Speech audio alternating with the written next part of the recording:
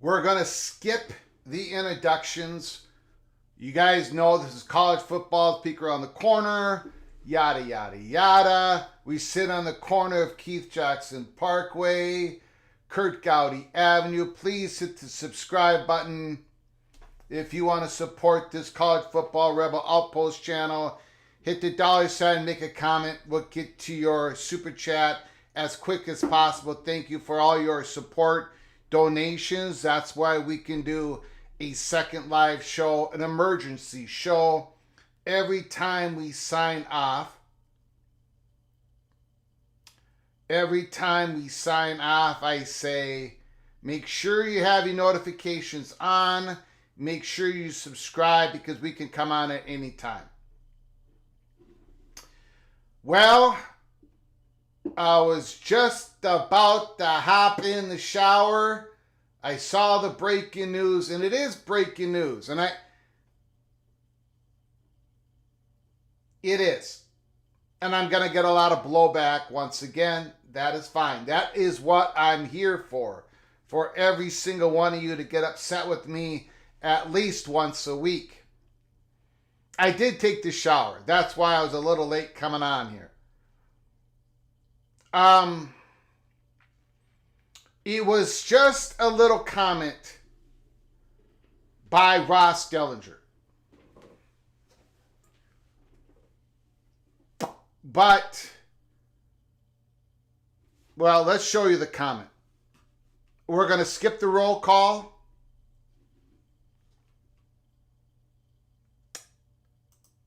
I thank you all for being with us tonight. You know that. This is going to be a simple show. I don't know how long we're going to be on. It depends on the phone calls. Ross Dellinger, after reshaping the Big 12, what's next for Brett Yormark's conference? You could say we are still open for business. Ross Dellinger, Yahoo Sports. It talks about at the beginning of the story, in the middle of the Big 12 football media day with the air-conditioned confines of Allegiant Stadium. You got the BYU Cougar, you got the Cincinnati Bearcat, you got Mark Harlan, the longtime Utah administrator. It's weird, right? It's a bit surreal, almost unbelievable that 1 year ago Harlan was strolling through the Pac-12 media day just a few blocks from here, and that was only 18 months ago. And remember, let's be honest, Harlan did not believe that Utah was going to be playing in the Big 12 this year.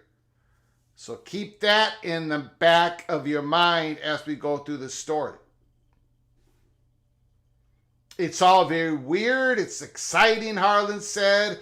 New teams, new places. We're skipping over.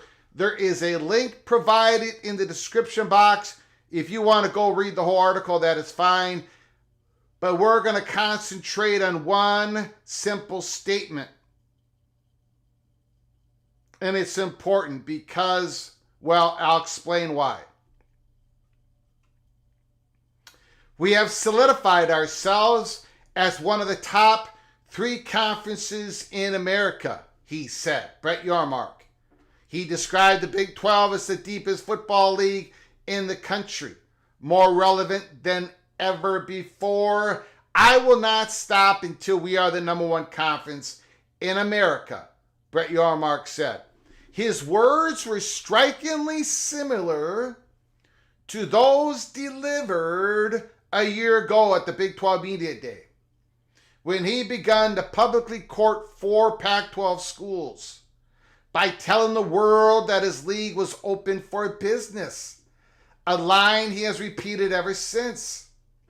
He eventually landed those schools: Arizona, Arizona State, Utah, and Colorado, in one of the 2 blows that sank the 108-year-old conference, the other from the Big Ten swiping Washington and Oregon. A year later, here at the site of the final Pac-12 football title game, the Big 12 continues to explore expansion, he said. Is that going to work? No, that's not going to work. What am I doing? Okay.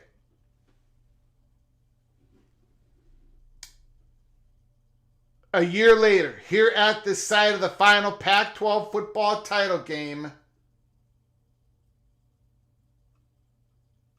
the Big 12 continues to explore expansion, he says. This would not be such a big deal except for this fact. 2 members of the ACC are actively attempting to exit. I guess you could say we are still open for business, he said with a smile. This is not time to press pause. In an ever-changing industry, Yormark is always on play, not pause, an outside-the-box thinker. He has introduced to his membership several concepts in effort to generate more value in revenue to contend with the big dogs, the Big Ten and the SEC, and to keep pace or keep ahead of, as Yormark tells it, with the ACC. The Big 12 is exploring naming rights deal with Allstate, in examining capital investments through private equity firms. Yormark is pushing the NCAA to permit his conference to add corporate patches to the uniform of the officials that could generate millions in sponsorship deals. He has plans to take women's soccer and baseball teams to Mexico for international competition. He describes himself as a disruptor, someone who stirs the pot. College football needs that, he quips. But not all these proposals will come or have come to fruition. From within his own league, there's often pushback to ideas that some describe as innovative and others call extreme. For instance, a plan to add Gonzaga was left on the cutting room floor. Remember in the Holy Smokes Theater during the Big 12 saga, Pac-12 saga, we had Gonzaga in the Holy Smokes Theater, but then we had them going in the car and taking off. Well, that was what was going on there. And while there was a renewal interest from Yormark in adding UConn, their candidacy remains uncertain. Brett Yormark wants UConn, as we've described here at Peek Around the Corner. The Big 12's foray into Mexico, now soccer and baseball, was expected to originally feature basketball and football games. Those appear to have been scrapped.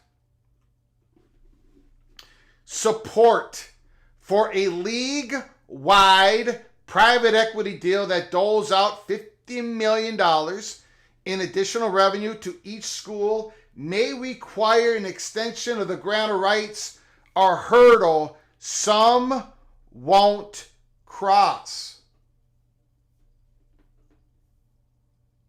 I got a feeling that there's a couple schools that definitely won't sign. It's going to be difficult. One of them being Utah, one of them being Kansas. Story for another day.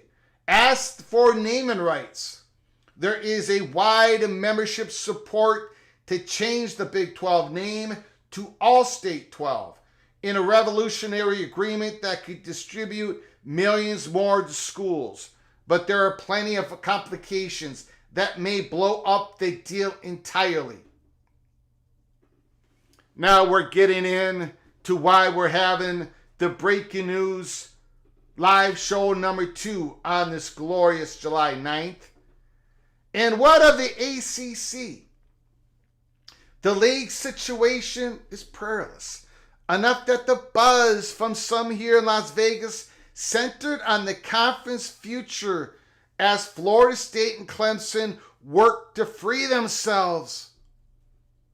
What's going on with Florida State? One Big 12 head coach asked. Do you know what's happening in the ACC? Another administrator inquired.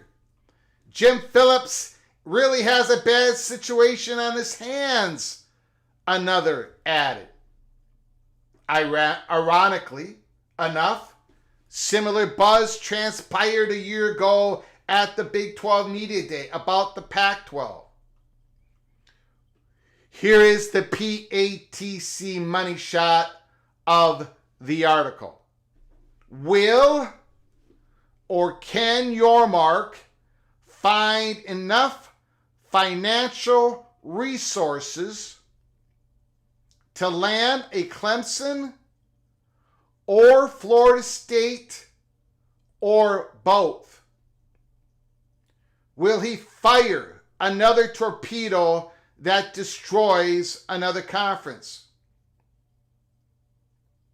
We may be a long way from any ACC resolution, but around the corner is a month of unusual football media day events like the one here in Las Vegas. Next up is the bright lights of the SEC media days, originating from all places, Dallas, where the Big 12, as it turns out, usually holds its event.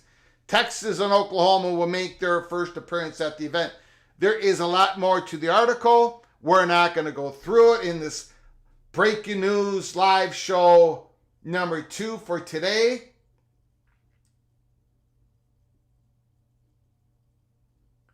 Will or can Yormark find enough financial resources to land a Clemson or Florida State or both?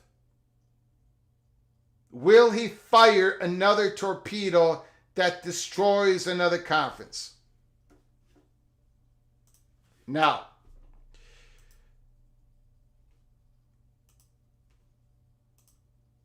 this is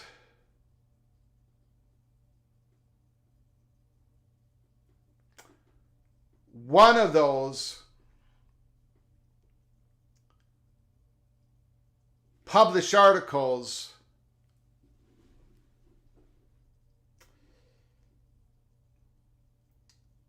so we're going to push the envelope even more tonight.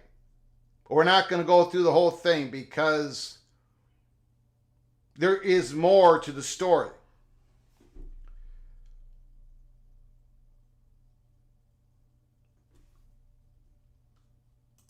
The Big Ten should get out of that cautious and deliberate mode. Maybe they should, but they're not.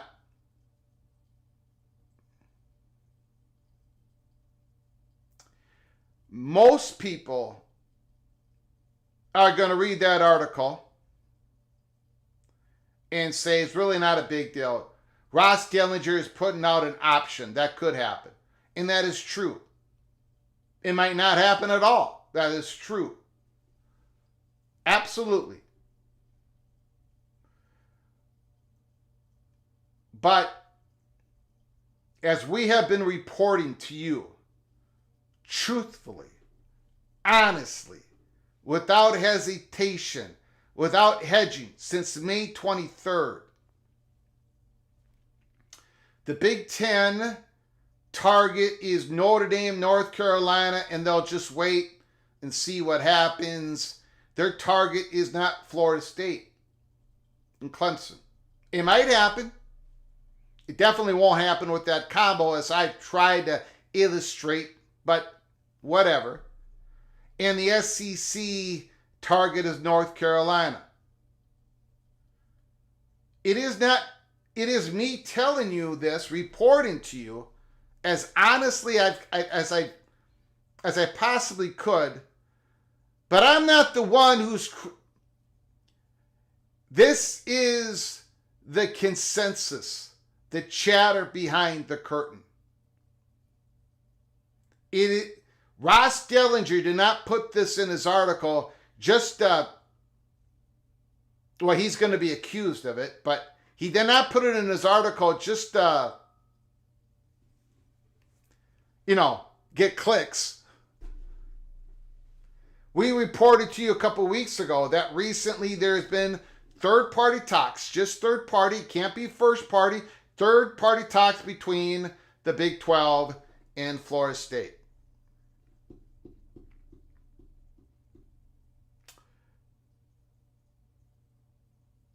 When earlier today, let me see if I can find it.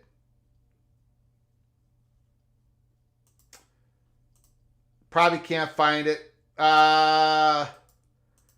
Looking for the Dennis Dodd.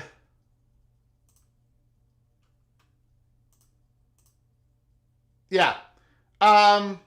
Dennis Dodd, we are exploring all options. Brett Yormark. 2 years later, I guess you could say we are still open for business. Yormark and Dennis Dodd put out Gonzaga and Florida State.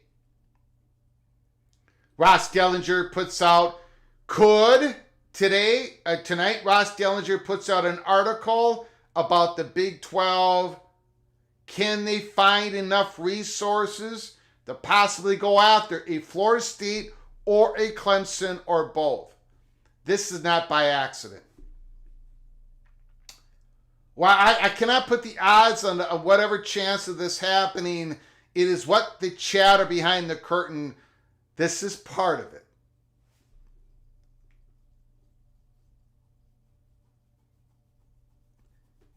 Nothing is, again, I'm not shutting the door on Florida State going to the Big Ten, Florida State going to the SEC. I'm not shutting the door on Clemson going to the Big Ten or going to the SEC. But there is a certain chatter behind the curtain that the Big Ten and the SEC would target somebody else, and if Clemson and Florida State come along with that combo, that's fine. But something else is going to happen for the Big Ten and the SEC to take action, and that is North Carolina, Notre Dame. This is not happening by accident. In my strongly held opinion, because we flipped. We had to do the old flip-flop. I took the L May 23rd, May 28th, and every day since I've said, slow down, you move too fast. We don't know how this is going to end up when Florida State and Clemson gets their freedom. It's definitely to the Big Ten, definitely to the SEC, or of course not definitely to the Big 12, but the Big 12 is going to be part of this story going forward because it is a possibility. There is a reason why I reported a couple weeks ago, and boy, did I get the blowback that there is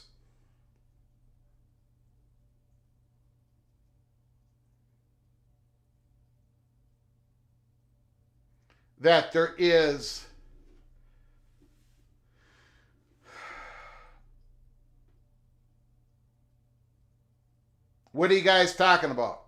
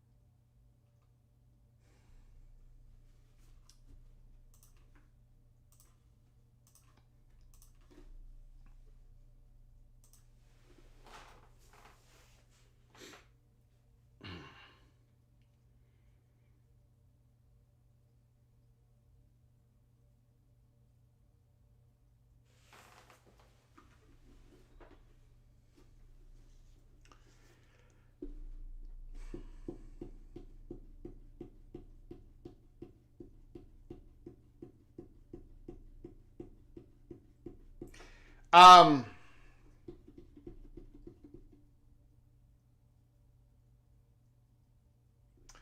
going to open up the phone lines. I can't push the envelope any further.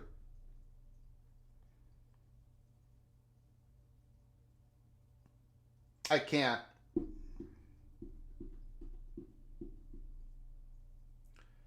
I'm trying to figure out if I can.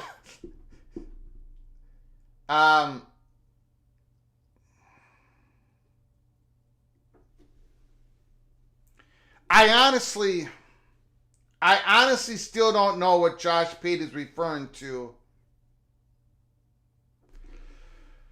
Oh, but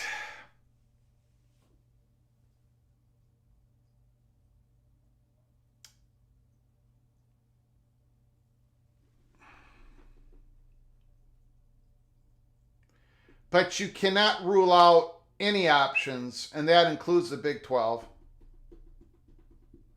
Because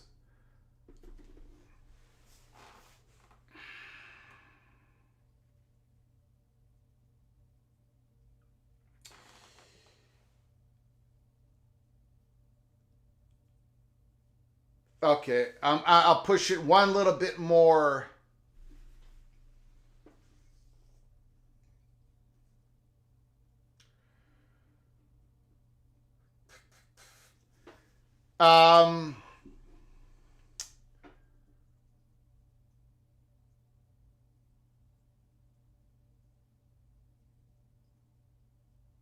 Couple things. One is the SEC and the Big Ten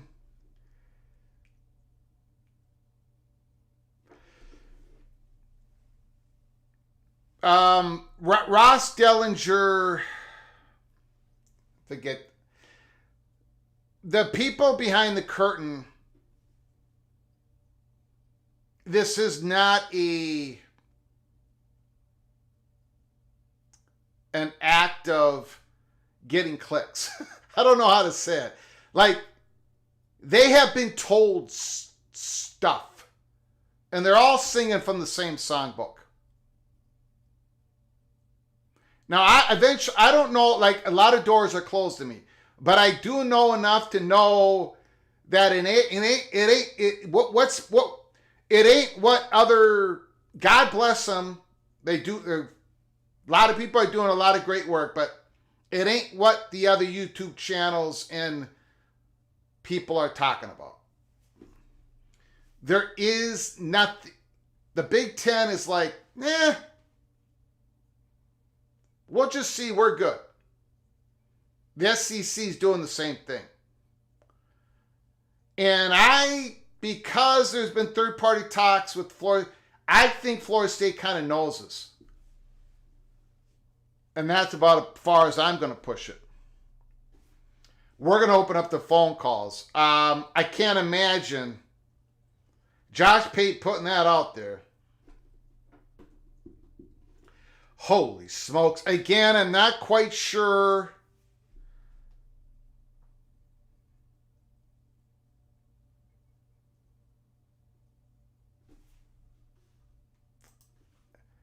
If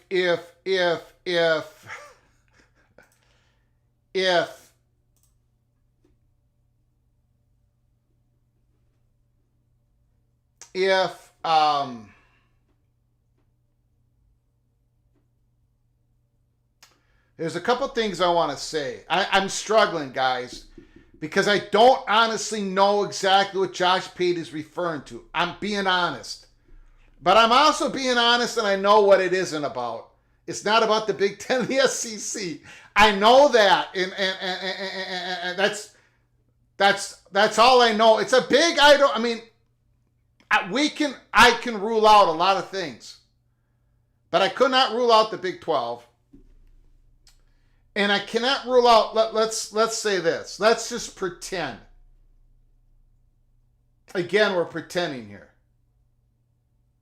Let's pretend that the ESPN is going to drop that 2027 option. And your Mark might know that because, well, ESPN is a business partner of them. I don't know. And maybe they're lining something up to go after Florida State and Clemson because the Big Ten and the SEC are eyeing something else. I don't know. I honestly don't know the mechanism that gets Florida State and Clemson free real quick, unless it's that.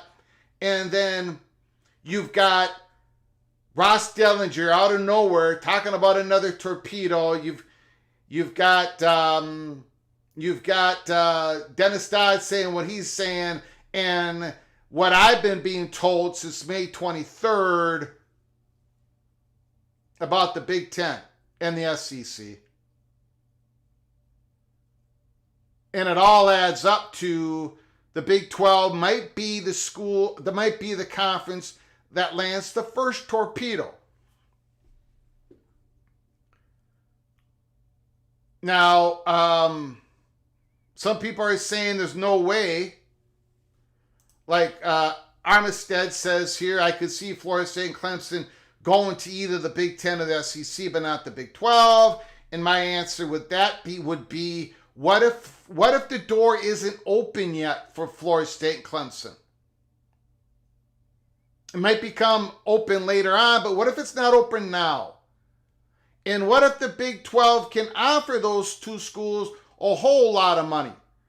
Because right away, whatever private capital company they get into, they're going to see a return on investment like that. Florida State and Clemson are huge brands.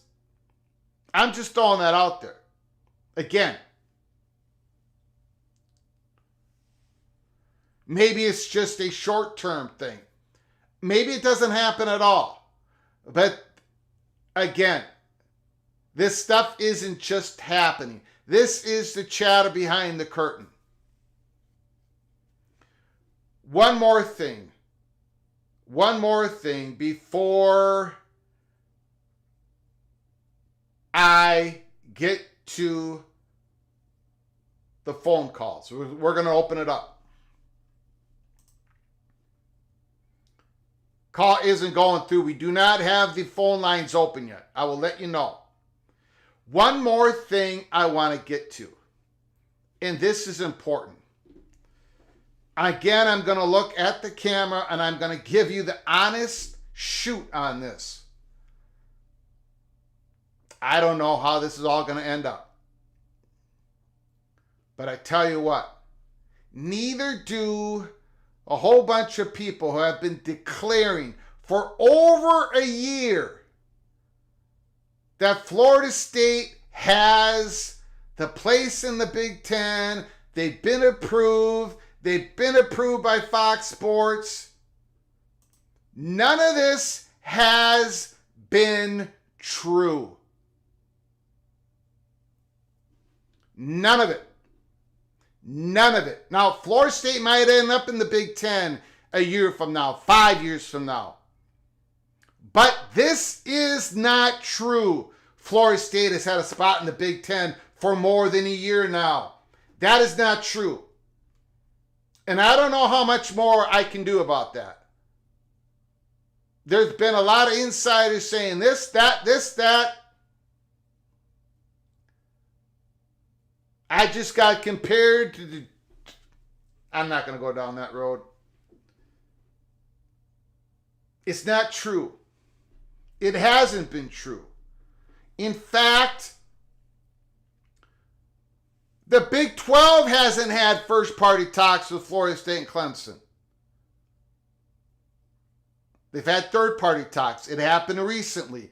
Florida State wouldn't be having any third-party talks with the Big 12 if they had a spot all lined up with the SEC and the Big 10. But they know they don't. Florida State's going to be looking at all their options when they can get released.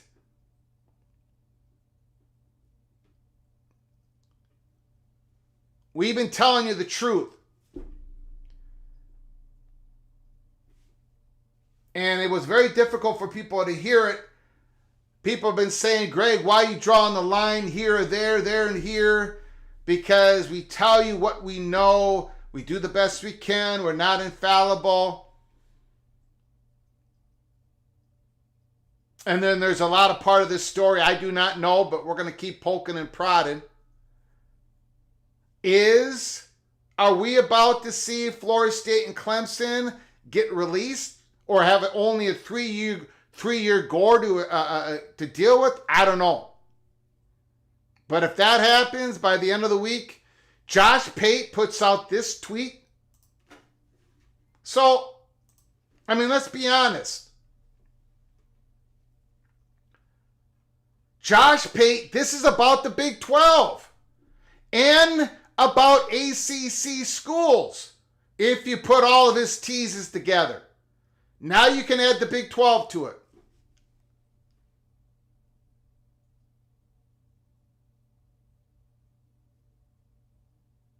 If you're being honest. Now, I don't know if Josh Pate's going to be accurate. But if you're being honest, that tumble of water there, that water shaking, T-Rex. Now, Big 12 is part of Josh Pate's teases.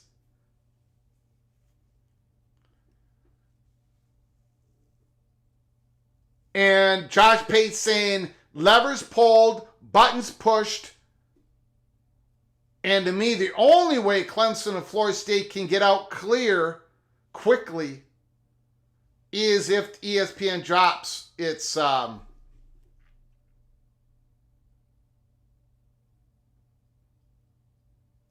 but I do know, without a shadow of a doubt, that the SEC and the Big Ten are, I don't want to say the word cool, but they're just not focused, targeting Clemson and Florida State.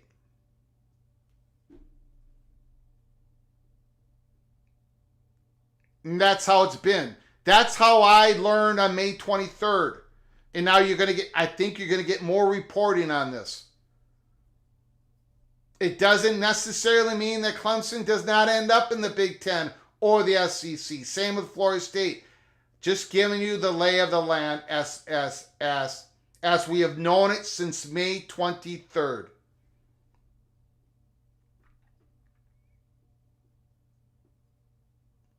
But at least finally you know that those who have been pounding the table saying that the deal's already done, there's a spot, there's been a handshake with the Big Ten or with the SEC, it hasn't been the case. And I think going forward, I'm not going to be alone on the island. Big 12 Mafia is not going to be alone on the island in reporting this. Wink, wink, nod, nod. We're going to open up the phone lines right now. If I don't screw it up, I want to thank everybody for showing up for a second live show, an emergency live show. Will the Big 12, can they get the resources to lure a Clemson into Florida State using private equity, private capital? Give me your opinion. I don't know. Or let me know if you think this is not serious at all from Ross Dellinger. Daddy, just put it in the article. That's not how he works. But if you think that, let me know. The phone lines are now open. 763-260-1333. And I think we can all agree right now. 1, Josh Pate teases have Big 12 enfolded into it. Number 2, there's been no deal, handshake, wink, wink, nod, nod about the Big Ten and Florida State. Call from Immaculate. Mr. Hawkeye, the floor is yours. Thanks for joining us once again. I can't believe I won the phone call Olympics. Pretty sure you probably just had about double-digit number of people trying to call you right now. Yeah. We'll probably have to keep the calls a little short. Yep. For this. I'm going to be as brief as I possibly can. Yeah. It's just really kind of funny that when this came out, I got very confused because I was having a conversation with somebody in private that included Florida State and Clemson as part of the Big 12, and how does it make it work? Not as like calling this, and I'm still not there. But you touched upon like what would possibly be the pull and why would Florida State do this? I think it would have to be enough schools, more than just Florida State and Clemson. And I think it has to be PE money helping to pay whatever costs there are to make it happen. Because the moment this large group of schools jumps into the Big 12, because that's what I think it is, not just 2, and not calling it to happen, but saying just for it to be possible, the value of that conference goes up considerably. So whatever some PE pays in based upon the projected value of the conference on its media rights and everything, that immediately takes a massive jump. So then that PE company could then sell that to another one. So whomever comes in first makes a big profit off of this come in, and then whomever is next would be the partner that would then help make usage of this. And it's crazy because like a month ago, I think we're all laughing at this, saying no way. And I'm still kind of laughing at this, but here we are. If you were to take like a Florida State, Clemson, North Carolina State, Virginia Tech, a Louisville, throw in one more in there, and have your 6 from the East, maybe throw in a couple from the West, you know who, have your 4 divisions of 6 at 24. I don't know. Is it valuable? People say Miami. Maybe. I think Miami might be connected to Notre Dame, but we'll see. Is there enough value in this? Does this get them up into is this enough to double the value of a Big 12 payout? Does it get them maybe not? No, I don't. I would highly doubt that it's that extensive. What the Big 12 is going to try to do. Yeah, because I otherwise I don't get it. Like, but here we are. You know, Dellinger is clearly signaling something, and Pate's been talking about Yormark now for a couple months. Like that's how he started all of this. Yeah. When he's talking about realignment, is about Yormark. And they've all been dropping Florida State, a little bit of Florida State, maybe Big 12, and and there's other stuff, but yeah, I don't have any answer. I just wanted to drop that out there about the PE part, where I've never really believed in just taking in a big amount of money from a private equity or private capital investment and just handing it to the schools. Like I don't think that's a good investment for the conference as a whole to increase its value to get the private equity then back out. But if you're bringing in straight in value and adding to the conference, that might be it. It just comes down to, discussion about who they could actually pull. I don't know. But, it is the conference that both Fox and ESPN have come to agreement upon. Yes. Now, what role does it serve?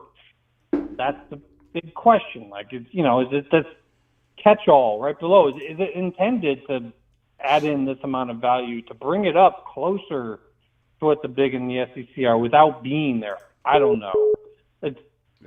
I was just kind of like, oh, this is cute. And then I saw the Josh Pate post. I'm like, wait, is he trying to say this is for real, or what are we doing here? So I'm kind of curious to see what people have to say. I just wanted to throw out that PE thing for.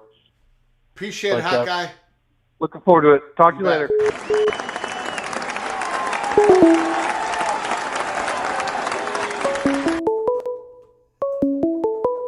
It's going to be a busy night. Somebody just dropped. Call again. Try calling again. You just dropped off the line. Call us again. Call from Anthony Manzano. Anthony, go ahead. Let it rip. What do you think? Honestly, for me, I don't think the Big 12 has enough money or resources to get big brands like Clemson or Florida State, to be honest. Like, what if they use might private capital? Huh? What if they use private capital? I still don't think so. I think they might be able to get a Miami and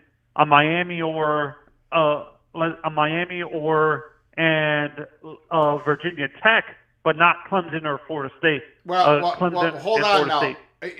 Let's pretend. We're just pretending here. What if Florida State and Clemson go, thinking about going to the Big 12, they're going to get that $40 million. And then if a private equity deal, it's included, they get another $15 or $20 million each. That would be money.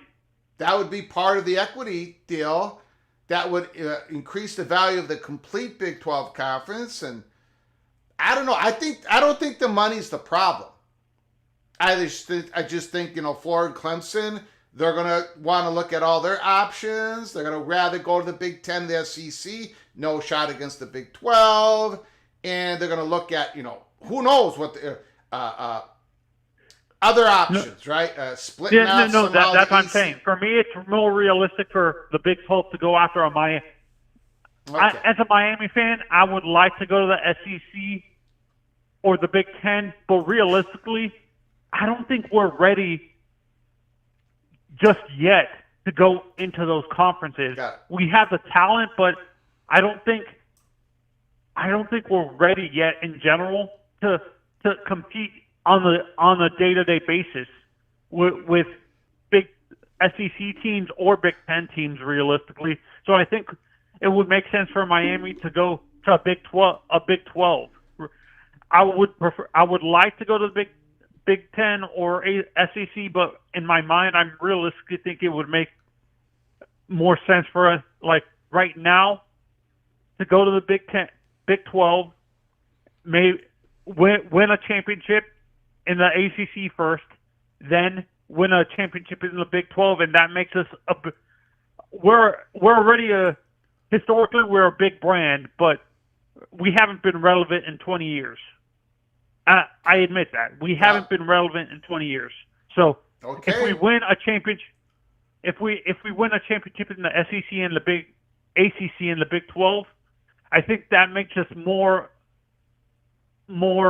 palatable to be a next expansion team for the SEC or the Big 10. If we do that, realistically, that's how I see it Realistically, that's how I see it happening. I want us to go to the other two conferences, but realistically, I think Miami would do well to go to the Big 12 and win a championship first in the ACC, then go to the Big 12 and win a championship, and that makes them more enticing for a conference like the Big 12 or Big 10 or ACC, in my honest opinion, Greg. All right. I appreciate your honest opinion. Call again, sir.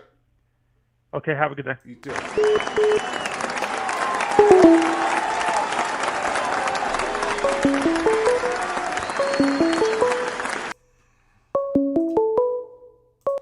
Call from Steve-O. Steve-O, can you hold on a minute? Yes. Mark Hudson, your Big Ten source is feeding you big BS, Greg. Misdirection. Oh, I don't know how to answer this. Number one, definitely not misdirection. Number two, have you been paying attention? I'm the one that's been saying that there is no deal done. Wink, wink, nod, nod, shaking hands, nothing. Nothing between the Big Ten and the SEC with Florida State and Clemson. Nothing. Doesn't mean it's not going to happen, but there's been no first-party talks, and I said that the SEC is targeting North Carolina and Big Ten, either North Carolina or Notre Dame, but the Big Ten is going to be cautious. And then you get reports out here that Ross Dellinger, he didn't just put it out there. I got to tell you, at this time, this day, July 9th, to say, Greg, your source is feeding you BS. What about all the sources that have been feeding Seminole Nation BS? That is a done deal. That there's been a handshake. That there's been a wink, wink, and a nod, nod. Mark Hudson, I'm going to be honest with you. I've been the only one telling you the truth since May 23rd. The only one. And I knew, and by the way, I did it knowing that I was going to get dragged through the coals, that I was going to get flamed. But that's what this show does. When I have information, no matter who I get upset, when I have information, I let it rip. And I've done this as much as I possibly could. There's other stuff I haven't even been able to bring out. So Mark, this is what you need to do. You need to challenge all the sources that have been telling you Florida State would have not gone to the courts if they wouldn't have had a deal done with the SEC or the Big Ten. You know how many times I've been told that? Do you know how many message boards that have written that? Do you know how many insiders who have described, of course, that Florida State has a deal done with the SEC or the Big Ten? Do you know what my name has been dragged through all this stuff in Florida State, Seminole Nation? And I'm the only one who's been telling you the truth. And tonight you're saying my source is feeding you BS? I got to be honest with you. There's more that's going to come out. How about them apples? How about you hold me accountable if more things don't come out, and I'll hold you accountable when more things do come out? I mean, this is ridiculous. At some point, look, Florida State is a big valuable brand. It might end up in the SEC. It might end up in the Big Ten, but I'm telling you the honest truth. It ain't happening. There is nothing going on right now. There hasn't been anything going on right now with the SEC and the Big Ten. They have other targets, and those other targets, there's been nothing going on right now. Steve-O, the floor is yours. Hey, is this Eric Shanks from Fox Sports? What was that? Is this Eric Shanks from Fox Sports? This is Jimmy Pitaro at ESPN. Who is this? Oh, this is Steve-O. I'm sorry. Okay. Because one of those names, I won't get into it. Okay. I thought we were going to have... okay. Hold on a second. ESPN. Who am I, by the way? You're Eric Shanks from Fox Sports. Okay, I'm Eric. Okay. John Teal, if Florida State and Clemson went to the Big 12, would Notre Dame follow? No, Notre Dame's not going to the Big 12. Now, if Florida State and Clemson might not go to the Big 12, but Notre Dame is definitely not going there. But anyways, I thank you for the super chat, John Teal. I appreciate it. Your generosity. Steve-O, Shapiro, whatever your name is. ESPN, go ahead, sir.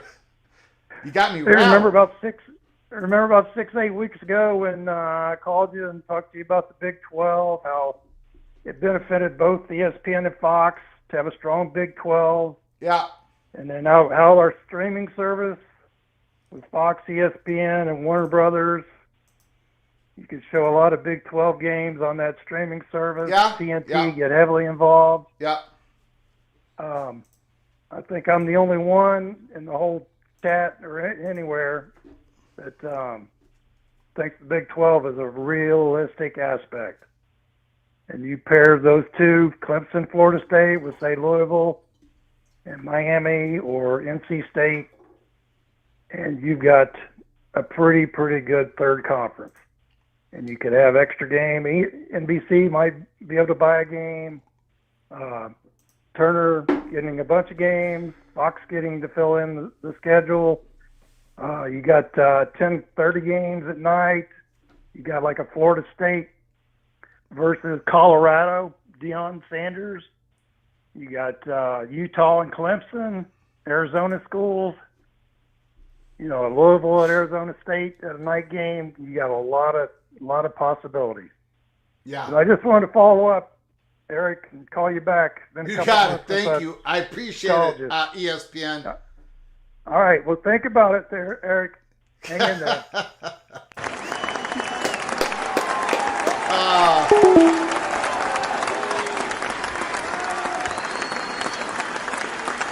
I did get a little scared there because I forgot that it was Steve-O on the line because the reason why I'm fired up is because I don't know. Hold on a second. Call from Steve. Steve, can you hold on a second? I apologize. Sure. I'm all over the place here. The reason I'm all fired up is because Sure. it's like I don't know. I know what. I'm just going to let that lie. Jamie Thornton just got some info from John Kurtz. Jamie, I don't want you to give me any information that is private, that is between you and somebody. If it's not, if you can relate it to me, send it to me in my DM or give this channel a call. But again, I want to make sure I don't want to infringe upon John's information. So if it's something that you can't give it to me, then don't give it to me. If it's something you can, if you think you can, and I'll try to figure out if I should talk about it on air. Jamie, so either DM or try to get a call in. Steve, I do appreciate your patience. The floor is yours. I'm going to come clean from what I said earlier today, Greg, when I talked about the the few guys I talk to about things like this. One of them works for a media company, and he gives me some information. And over the weekend, we had a chat. I shouldn't say a chat because that's not the. We had a conversation on the phone, and he said, "You're going to be really surprised at what may happen." And he's not predicting anything, but he's heard some things through the grapevine. He said, "You're going to be surprised maybe where Clemson, Florida State, Miami, and Louisville end up." And then my immediate thought and response to him was, the SEC's taking all four of those guys? And he started laughing. And then he proceeded to tell me, "You may be surprised." And I said, "What's going on?" And he said, and just as Steve-O just a couple minutes ago alluded to, he said, there's Fox and there's ESPN, and now WBD has jumped in, and they're going to jump in with both feet. And he said, Mark's already got the valuations of every ACC team and what it does for a media contract. Now, he had no information on anything as far as private equity. But when he left me that little tidbit, I kept it to myself except for a few people I let know. And he's not predicting anything, but he told me there's a possibility it could happen if things fall right. Yeah. Yeah. Yes. So, yes. Yes. I'll leave it at that. Got it. Appreciate it. All right. Thank you, my friend. Bye. Thank you. Mm-hmm. Bye. Beautiful.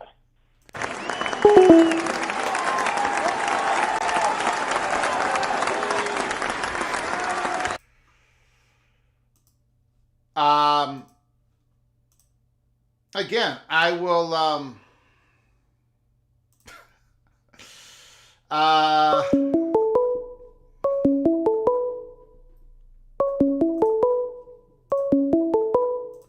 Call from Crab cakes and football.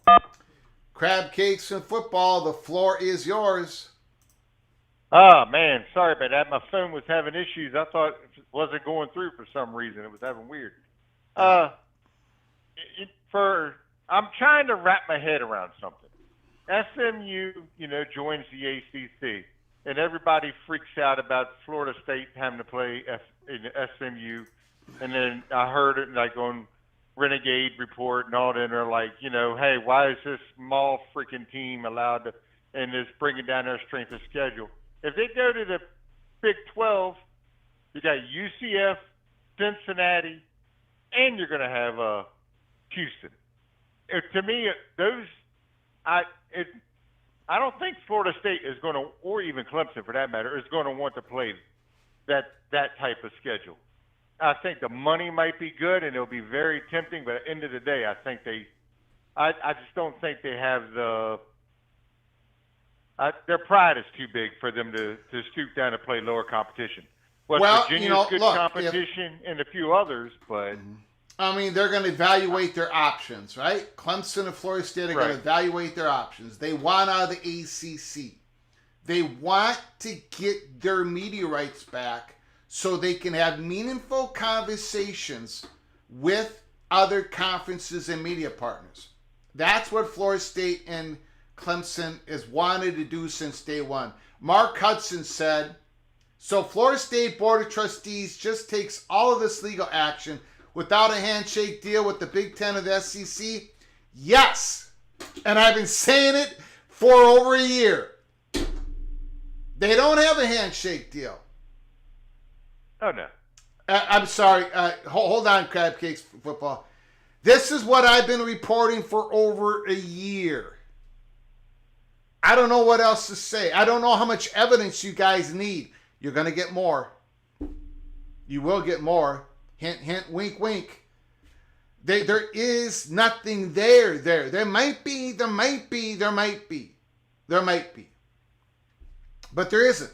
So all these reports coming from all over the place that they have one You need to start challenging those people who've been telling you this, because there hasn't been. Start there. Now, Florida State said, I'm sorry, Crab Cakes and Football, give me a few minutes here. Give me another minute. All right. Florida State said in their pleadings in the court in Leon County that they have not been able to have meaningful conversations. Clemson has said the same thing. Those two schools have been telling the truth in their own courts. They haven't been lying. But yet you get all these reports saying that Florida State's already got it done. They've already got a spate. They've already been approved by Fox Sports. They already know what they need to do.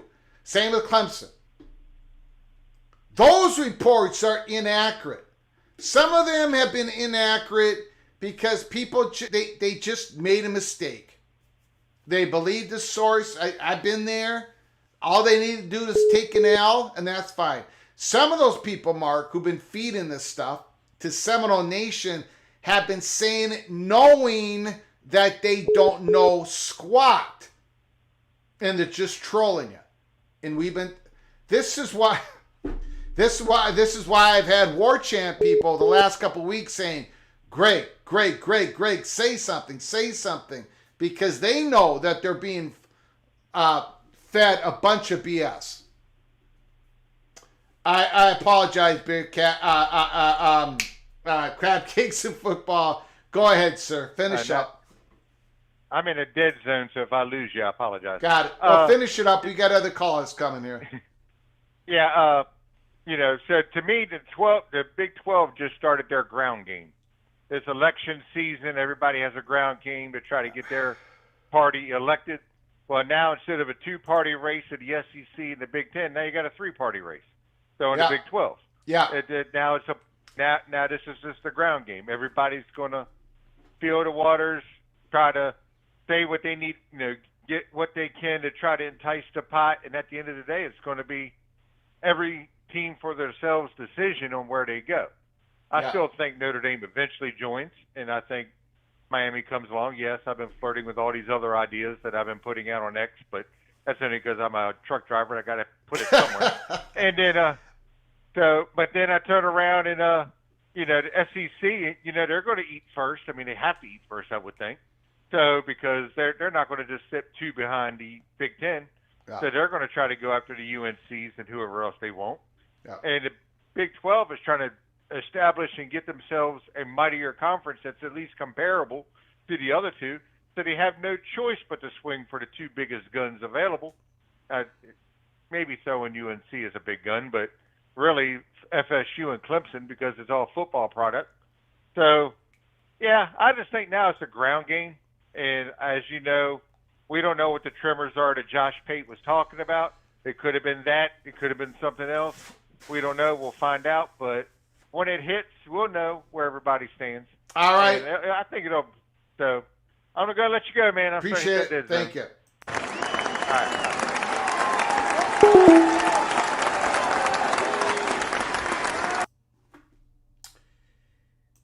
right. Sloppy Joe's sandwiches are fantastic. And, of course, you never see Sloppy Joe's with a piece of cheese over the top of it or underneath it. Call from Jamie Thornton. Jamie, can you hold on for 1 second, please? Oh, yeah, absolutely. We have learned we've learned a lot. But we have learned a little bit more about what Josh Pate is teasing. It includes the Big 12. No question about that, right? Can we all agree on something? No question about, because he put the glass of water over Ross Dellinger's article, the glass of water shaken. It's about the Big 12. So that is definitely part of what Josh Pate is talking about. Florida State and other ACC schools, realignment bomb. I just don't quite know how you get there to the Big 12 unless the ESPN dumps the 2027 option, which could be the story. It's our wild guess here at Peek Around the Corner. But again, I will emphasize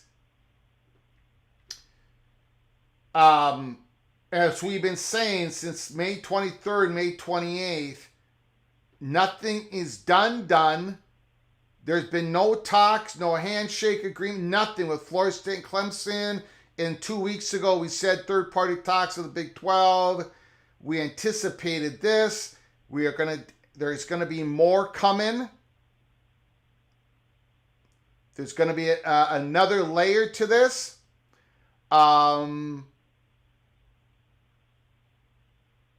And it's going to be more,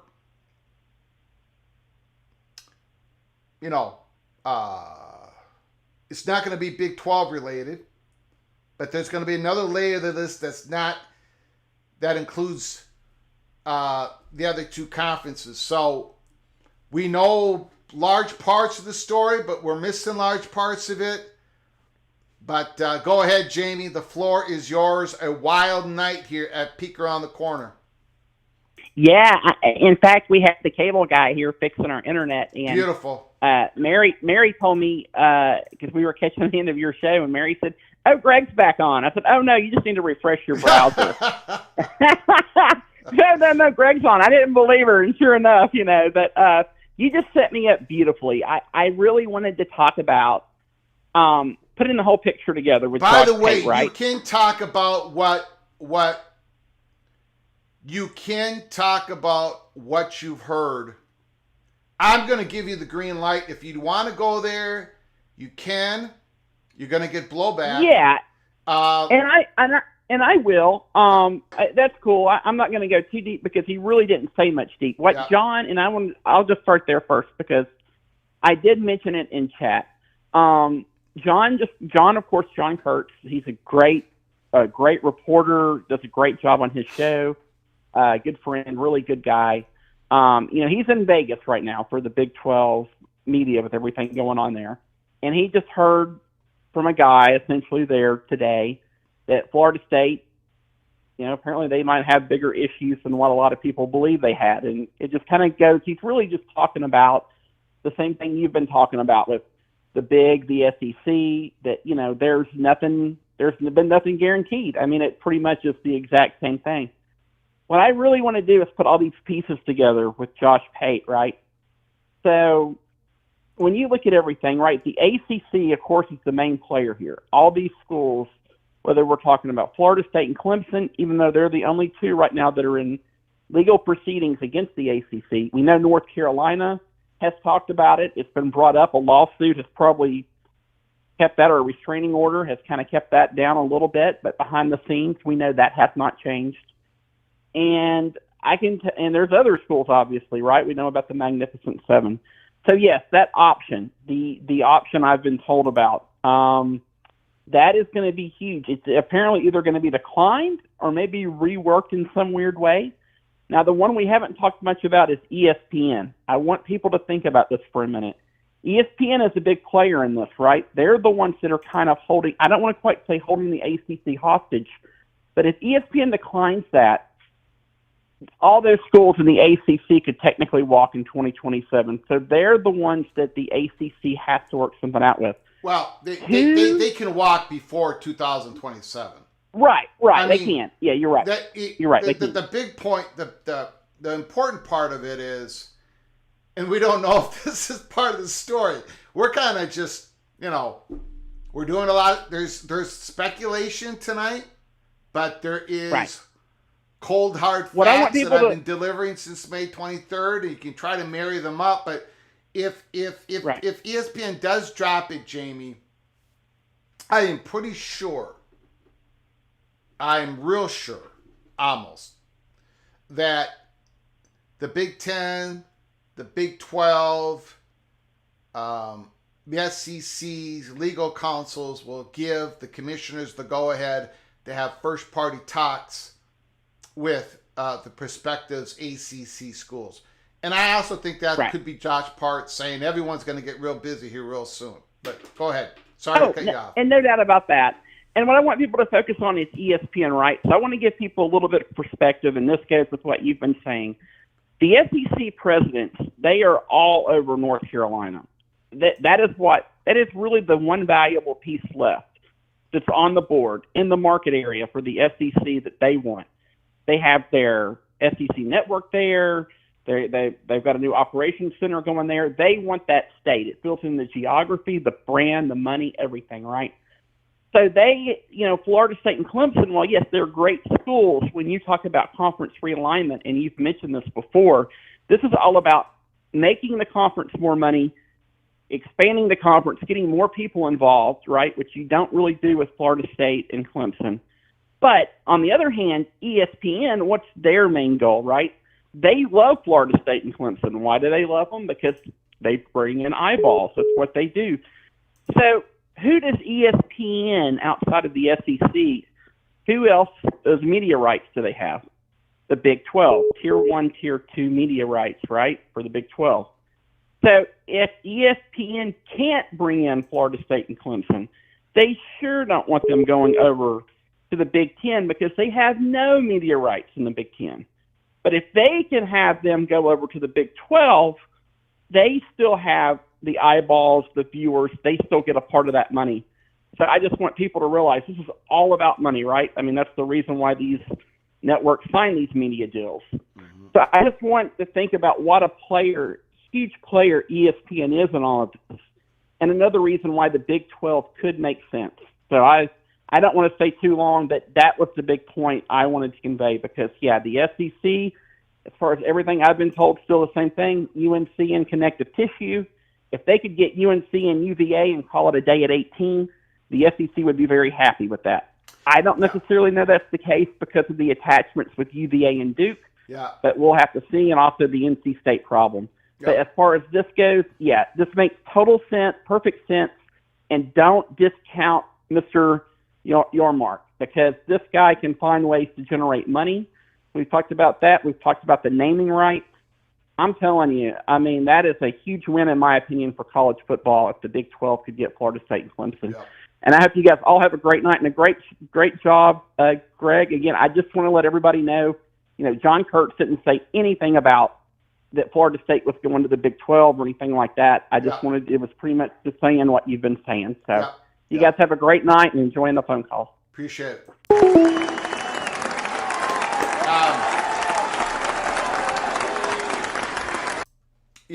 So for the last 3 or 4 weeks, I've been talking about relationships. That's going to be a huge decider in all this, and try to give my advice to Florida State on relationships. That's part of it. Again,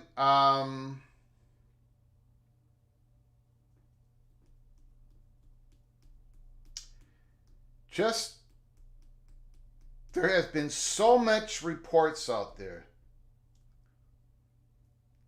that Florida State and Clemson, that it was a done deal, there was a handshake and all this stuff. Florida State to Big Ten, and all that was not close to being true.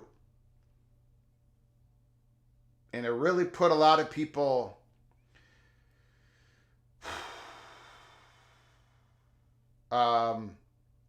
it really misled a lot of people. Obviously, now people can speculate on where all this is going to end up, and I'll go ahead and possibly speculate. But the real story begins when the SEC, when the Big Ten, and when the Big 12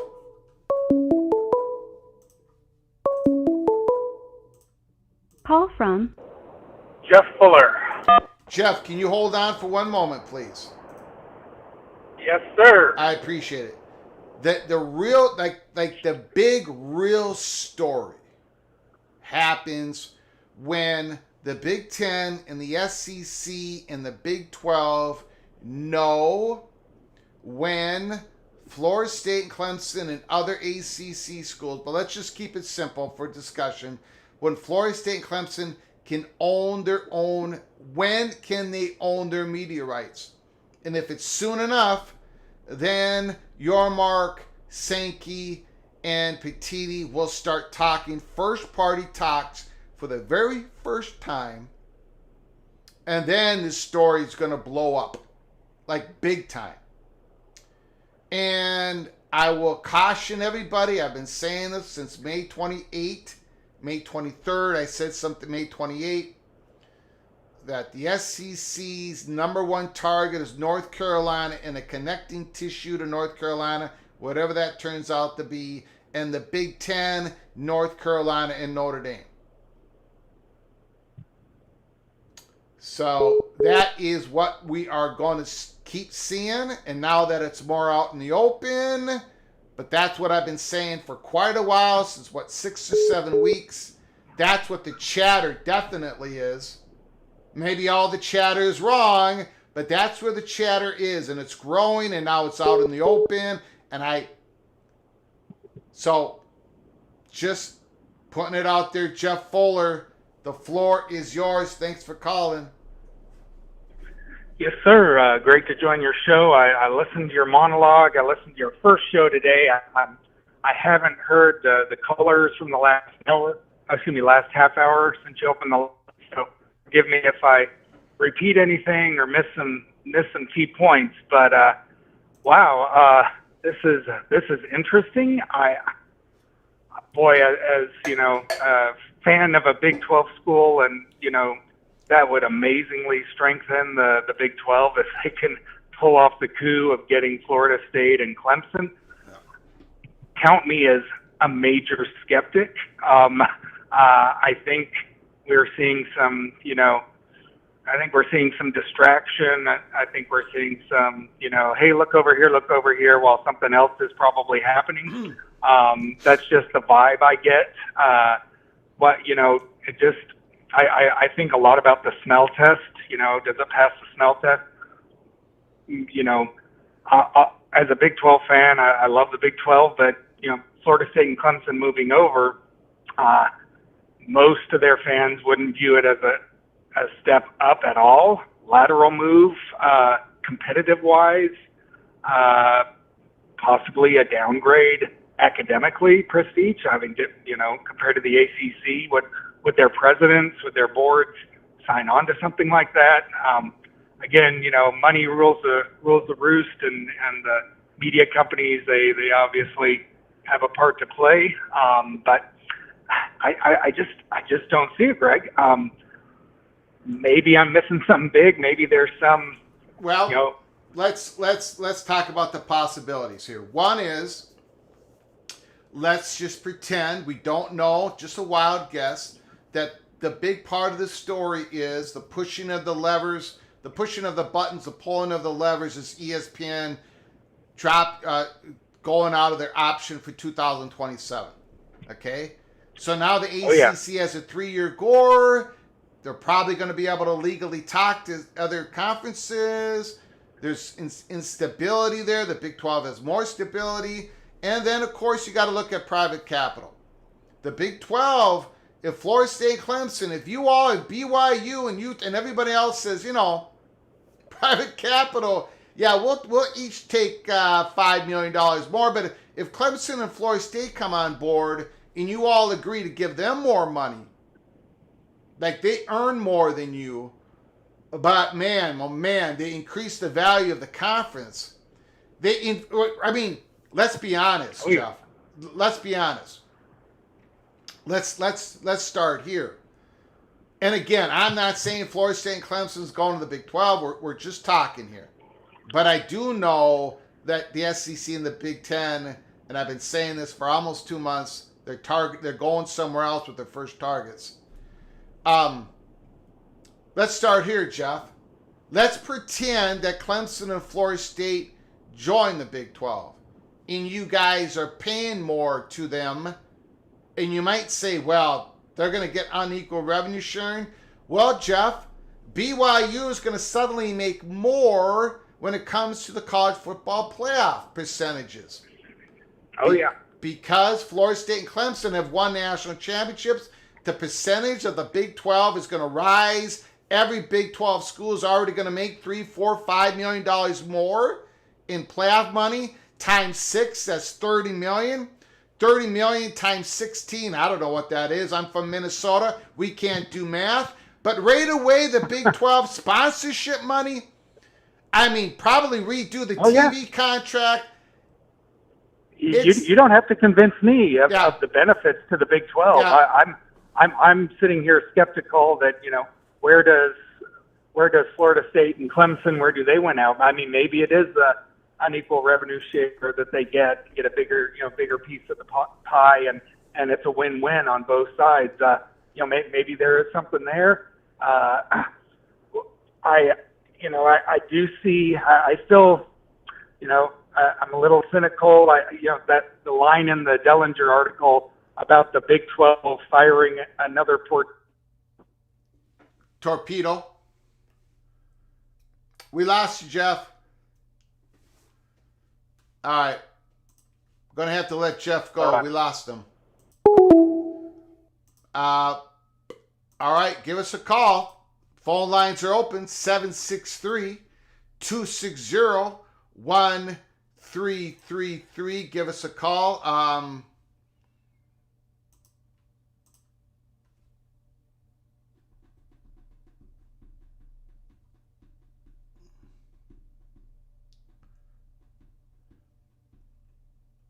Don't wait too long, Big Ten. Whereas we've been reporting for quite a while here, the Big Ten is going to be cautious and deliberate. And their two tent poles of the next realignment is North Carolina and Notre Dame.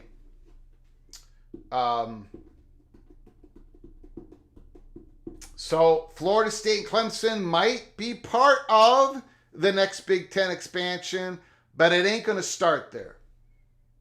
And I highly doubt both of them would ever go to the Big Ten. It's reasons that I've talked about in my live shows that I've tried to point out. Florida State and Clemson are high-valued athletic programs, good universities, emerging universities. It just so happens that the chattering class absolutely believes that the SEC and the Big Ten are not targeting those schools in this first wave coming out of the ACC implosion. We got the word on that on May 23rd, May 28th. That's why I've been saying what I've been saying. And I've been raked through the coals. But we know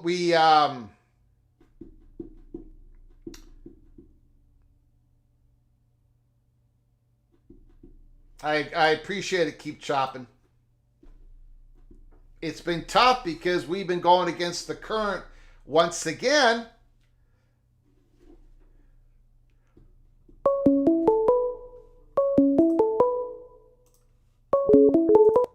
Call from Gary from Nebraska. I'm sorry, did not get the name. I'm Gary from Nebraska. Got it, Gary. Thanks for calling. Appreciate it. Hey, how you doing? I'm doing good. It's a wild and crazy night here at college football's peak. Yeah. I've been to me, I've been listening to what you said the last few days, and you're not on an island, so I've been kind of messing around a little bit. And I heard a guy, Pate from, I think he said he's from Nashville. So I was down there playing around on it, listening to another guy from down there in Tennessee. And he said something that was been kind of weird. And you might be able to put it together a little bit. All right. Now, you said that Notre Dame, they could do a little bit of talking. I mean, it's not like Florida State, right? Yeah, they can do a little bit of talking. A little bit of talking. Yeah. Okay. Yeah. Now, this is what he said.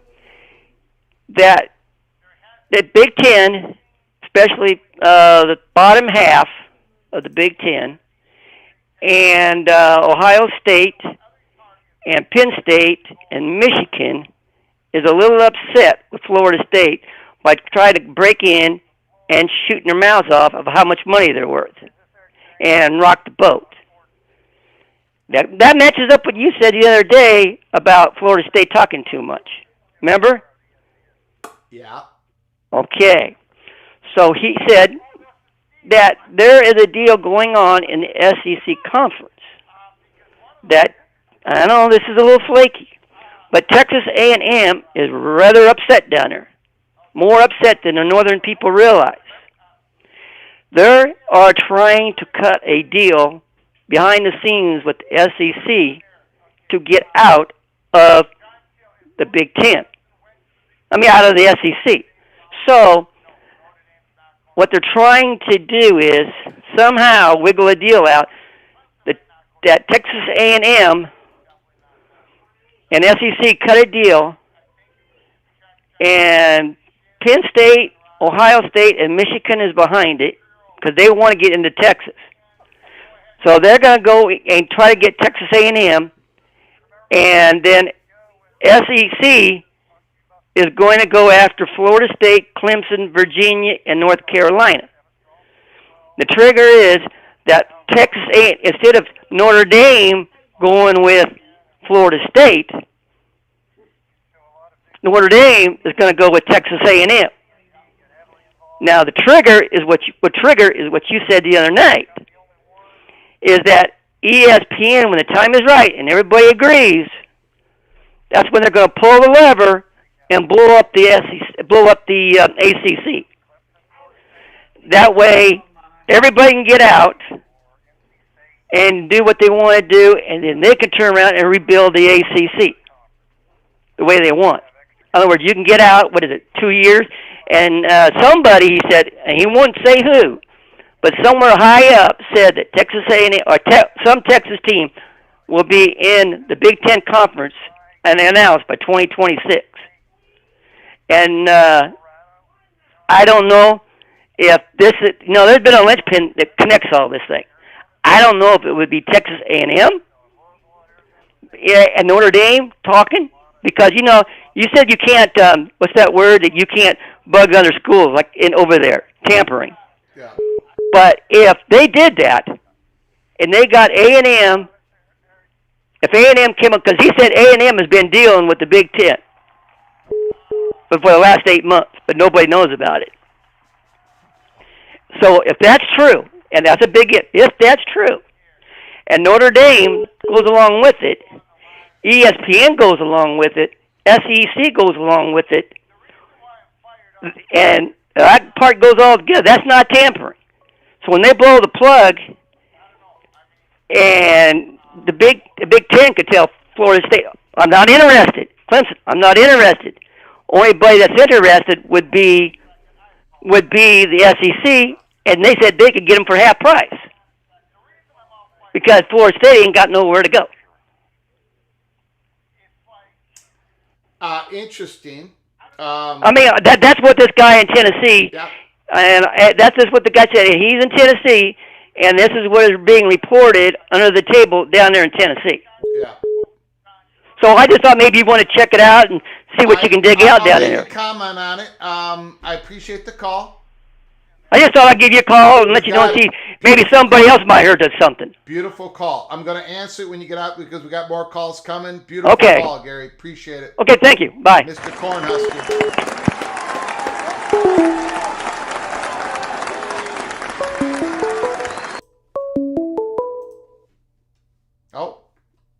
Call again.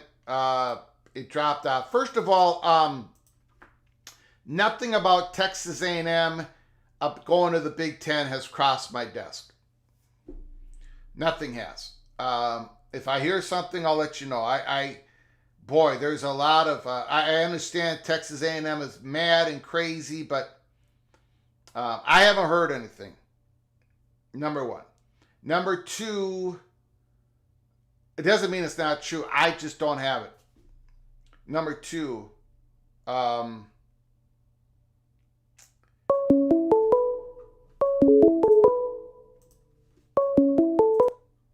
Call from BJ. BJ, can you hold on a second? To accept, press 1. To send a voicemail, press 2. BJ, can you hold on a second? Yes, sir. The other part were about relationship, where there is a couple things I said in regards to Florida State, Clemson, mainly Florida State working on the relationships. I did not say that lightly. There's a reason I said it, but I can't go into it. What else was there in that call? But I have talked about the importance of relationships. And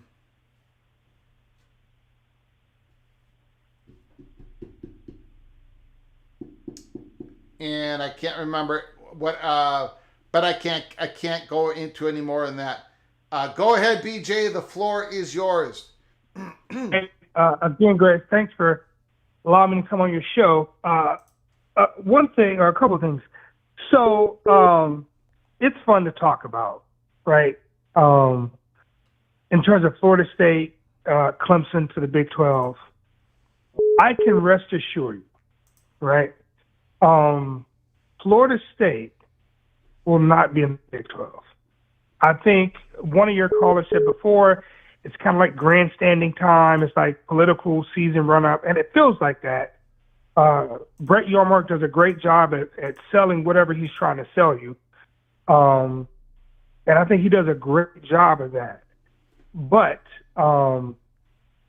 there is no advantage that the Big 12 has that Florida State would want over the ACC. There's absolutely no advantage. Florida State wants more money, right? Florida State wants to be with its peers. They don't look at 3/4 of the ACC teams as their peers. None of the Big 12 teams are their peers. Last year, the AD talked about how UCF is making the same money as they were making, and he sounded disgusted. So they're not going to the Big 12. However, I do think that the Big 12 is a viable conference. I think it's a fun little conference. But I don't see anybody else talking about Florida State going to the Big 12 except for Big 12 channels and the Big 12 folks on here. Hold on. BJ. I'm listening. I'm telling you, obviously I don't know what's going to happen. I don't think anything's been decided. But Ross Dellinger just brought it up. Okay. I'm telling you right now, the chattering class is bringing it up all the time. We reported 2 weeks ago that there was third-party conversations between Florida State, just third-party. Mm-hmm. But I don't know what the odds are. I won't even put them up. It may not happen. I would be careful about completely ruling it out. Because, the Big 12 could offer, first of all, they could offer more money. How? Big 12 has a... Wait. Big 12 has a pro... Go ahead. Big 12 has a pro rata clause. They have a pro rata. Pro rata means you come in at the same rate as... Hey. Right? That's what... So, for one, and the Big 12 didn't want to... That's not what pro rata means, by the way. It means you're guaranteed... Big 12, go ahead, I'm listening. Go ahead. It means you're guaranteed to come in no less than the current rate, but it doesn't mean that they don't redo the deal. That doesn't mean you're talking about private equity, private capital. That can't be passed over to Florida State and Clemson. I'm talking there's possibilities out there. I'm not reporting. I don't know what's going to happen, but of course they can make more money. There's a possibility. The ACC can't get private capital deal right now. They have a gore that could cut off here at 2036 or 2027. If it's 2036, the Big 12 is going to get another media rights deal before the ACC schools can. If it's 2027, ACC schools are going to be leaving to go someplace. And I'm telling you something. It might not even be Florida State and Clemson the first ones out, even though they're the ones in the court. In other words, if the ACC grant of rights ends in 2027, North Carolina is going to be looking to get out. And if they're looking to get out and they go to the SEC with some connective tissue, then the value of the ACC doesn't match up with the Big 12. And then if Notre Dame goes to the Big 10, and I'm not saying they are, you see, it's not necessary. By the time Florida State and Clemson can even act on an option, there is the possibility that there's a huge gap of value between the ACC and the Big 12. So, Greg, go ahead. Got you. I'll respectfully, Greg, I vehemently disagree with you. And there's several reasons why I vehemently disagree with you. Okay. If the gore is to be broken, guess what, Greg? The same owners of the ACC gore owns the Big 12's gore. So if teams want to get out of the Big 12 deal, they could, right? If the gore is deemed non-enforceable, no, that's not. Wait, that's not what we're saying here. Okay, We don't know. You're right. Everything what you're saying is right. But we're looking at it from what if Josh, and we don't know this, what if Josh Pate, what if it's one of the big stories of Josh Pate is that ESPN drops the option in 2027 going forward. That's what we're talking about. Suddenly the gore is only 3 years long, and then some of these ACC schools are going to be able to talk with the SEC and the Big 10 and the Big 12, and something could happen. That's what we're talking about. We're not talking about a ruling that the gore is enforceable. We're talking about the gore is only 3 years long, and schools want to get out. But go ahead, sir. Gotcha. I agree with you. If ESPN does not renew the deal, which Jim Phillips has told us time and time again, it's not the case. But if ESPN said we're not going to renew the deal, then it'll be like a Pac-12 thing because you'll have 16 teams that are free agents. I get that. Yep. Money-wise, and correct me if I'm wrong, and I'm pretty tied in, Greg, when Texas wanted to get tiered revenue, what did the other Big 12 teams say to Texas? No, right? Yep. So if you tell Texas no, all of a sudden, 2 years later, you're going to tell Florida State, yes, we're going to give you more money than everybody else? To me, that does not make sense at all. I think, again, it's nice to talk about. And I think it's nice to kind of go through plan B, D, F, G, or whatever. I get it. But to me, and as a Florida State fan, I'm not connected at all. But I do have people inside of that building in the last 3-4 years, not one time. And my brother is an administrator at Florida State in the athletic department. Mm-hmm. Not once. Not saying he knows or he doesn't know. The Big 12 has not even came up once. So, and mind you, that doesn't mean anything other than if there was something to be shaken or moving, I think people would know about it. And you can go to Renegade Report, you can go to any FSU beat writing site. None of the beat writers who are the closest to the program, when you mention Big 12, they literally laugh at you in the comment section. Okay. Here's the deal, PJ. I'm going to answer that this way. Okay. Oh, boy. I'm going to try to be as gentle as possible. I'm listening. Do you know how many times I've been told by certain websites and YouTube channels, how many times I've been told I'm absolutely wrong that Florida State already has a deal with the SEC or the Big Ten? A handshake, a wink, a nod. From some of those sites you just said? Yeah. I'm telling you, I'm gonna try to say this with as much class as possible. But there has been so much inaccuracy coming out of those websites and YouTube channels. And by the way, the chattering class is going to set the record straight, and it's only just begun. I'm going to leave it at that. I don't know about this. Look, I don't know where Florida State's going to end up.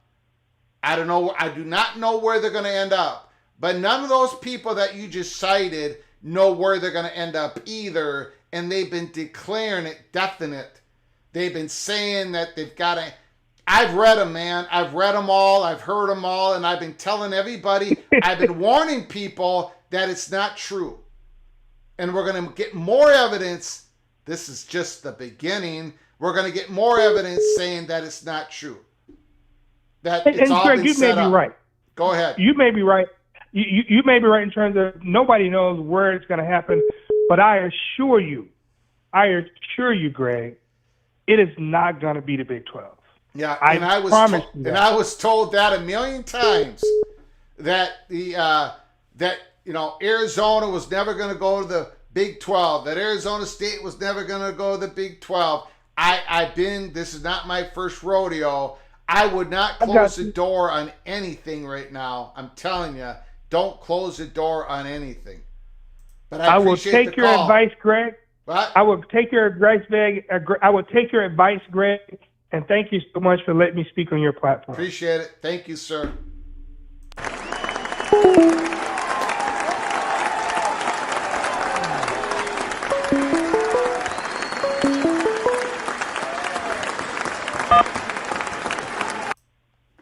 Hello. Hey, Greg. Who's this? Josh in Wisconsin. First time caller, long time listener. Josh? Is it Josh? Yes. Okay, from Wisconsin. Can you hold for just 1 second? I gotta get caught up here. We've got just incredible donations. Opie, once again, here's for some Monster Energy drinks and some Acme dirt to fill in all those rabbit holes in the Holy Smokes Theater, because all the cheese on the floor is not enough to fill all those pesky rabbit holes. And let me remind you of something. Of everybody, listen up now. Thank you, Opie, once again for your incredible generosity. You talk about rabbit holes in the Holy Smokes Theater. Let me turn back the page. What was it, about 6 weeks ago? 7 weeks ago? The last update in the Holy Smokes Theater? The last update in the Holy Smokes Theater. What happened? Anybody in the chat remember? The last update in the Holy Smokes Theater primetime show is that Greg Sankey and Tony Petiti left the Holy Smokes Theater.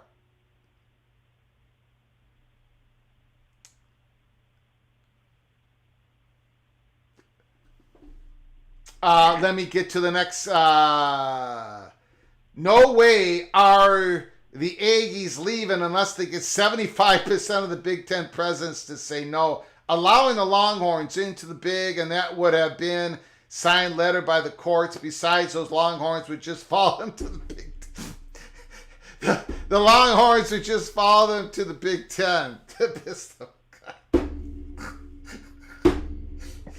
Oh, God.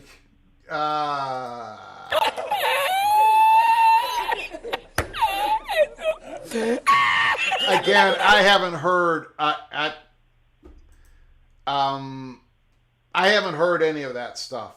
If it ever comes across my table, I will talk about it.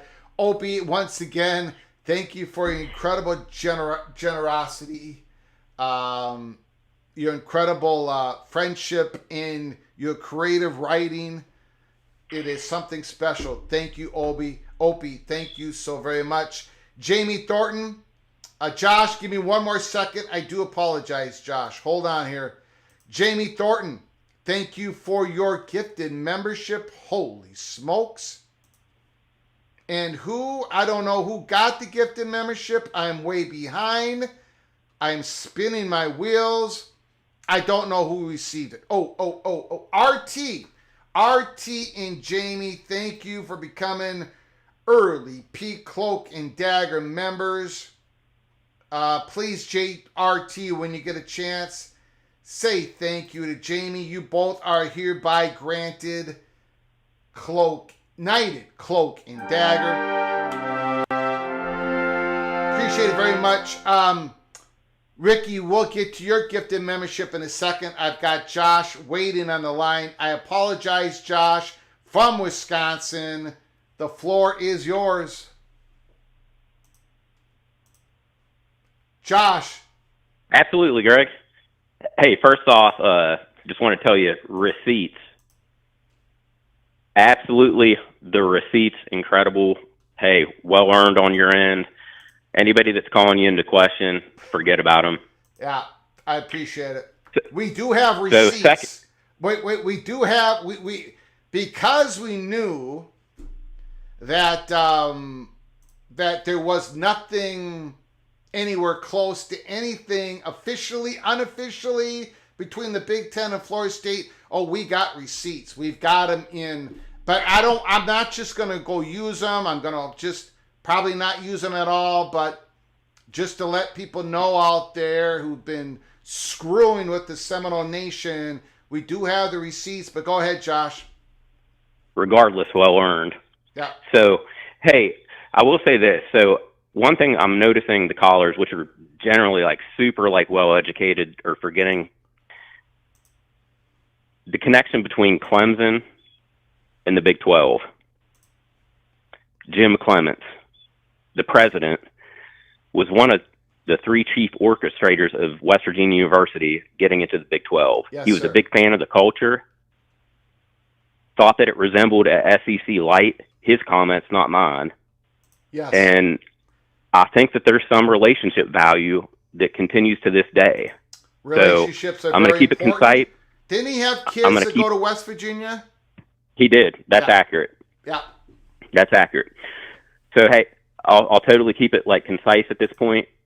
Appreciate listening to the show, and I'll be calling back again soon. I got it. I appreciate it, Josh. Thanks for your patience, by the way. Sorry about that.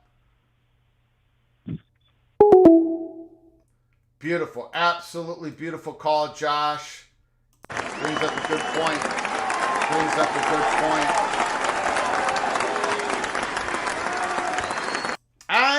I don't know if Josh was an evil badger. Next time he calls, I got to ask him. He did not have a Wisconsin accent, which is a little bit different than a Minnesota accent, just a little bit less intelligent. I'm just kidding. That was a joke. Wisconsinites, that was a joke. Call from CFB Plus.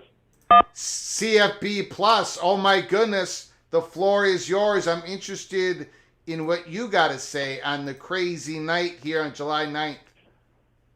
Ooh, man, it's been a while for me trying to get a hold of you. Yeah. But, so, I think first off, this article was intentional. Regardless of what happens with the Big 12 and with Florida, FSU, and Clemson, I think it was intentionally done to kind of get the wheels of realignment turning again, at least in the public and media eye. So that's one thing. The second thing is, I kind of alluded to this earlier on your first show, is that, the Big Ten, you said they don't have the keys in the car, 99% sure. SEC doesn't, but what about the Big 12? And I didn't really think that seriously, just because it's, it's a bit crazy, really. But there's just a lot to digest. And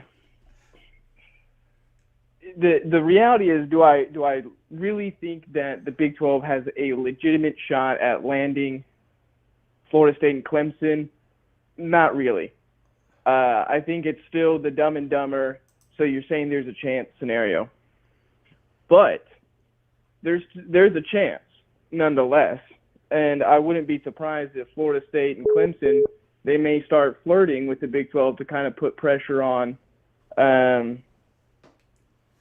bigger conferences.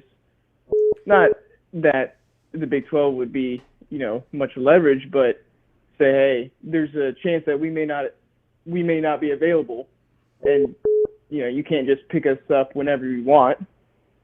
Or they kind of know that Florida, or that the Big Ten and the SEC, they're looking at Notre Dame, they're looking at North Carolina, Virginia, and North Carolina. The state of North Carolina itself is tricky with the politics, and so they may understand that when the dominoes fall, that may happen relatively quickly, speaking. And so instead of being on the outside looking in and then having to make a less than graceful move to the Big 12 in a hypothetical world, they can kind of build some of those relationships. So if they see things start going south, they can make a move that is more of power and less of being left out. I don't think that's likely. I just want to be clear. But it's just kind of something to consider. Yeah. I appreciate the call, man. I don't know.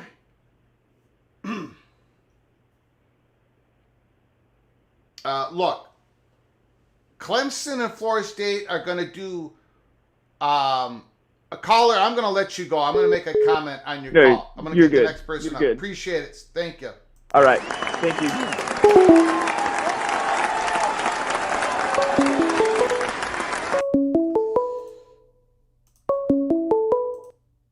Call from Jeff Fuller with a good signal. Okay, Jeff, can you hold on a second? Yes, sir. Look, Florida State and Clemson are going to do exactly what the Big Ten and the SEC are going to do. And they're going to look at their options. They're going to look at their options. And the Big 12 might not be the best option for them. Yormark is going to give it a go. It may be the best option for Clemson, but not Florida State. It might be the best option for Florida State and not Clemson.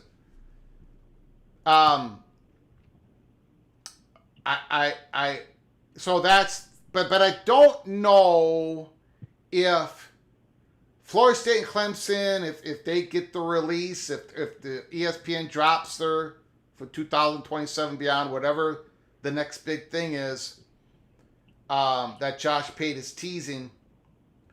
I don't think the act of Clemson and Florida State talking with the Big 12 is going to put any pressure on the Big 10 and the SEC. And that's not a shot at Florida State, Clemson, or the Big 12.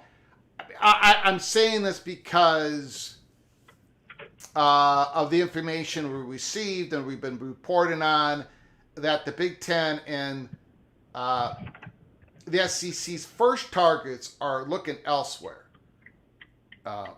And it might end up that Florida State and Clemson are part of whatever happens with the Big Ten and the SEC, but their first targets are looking elsewhere.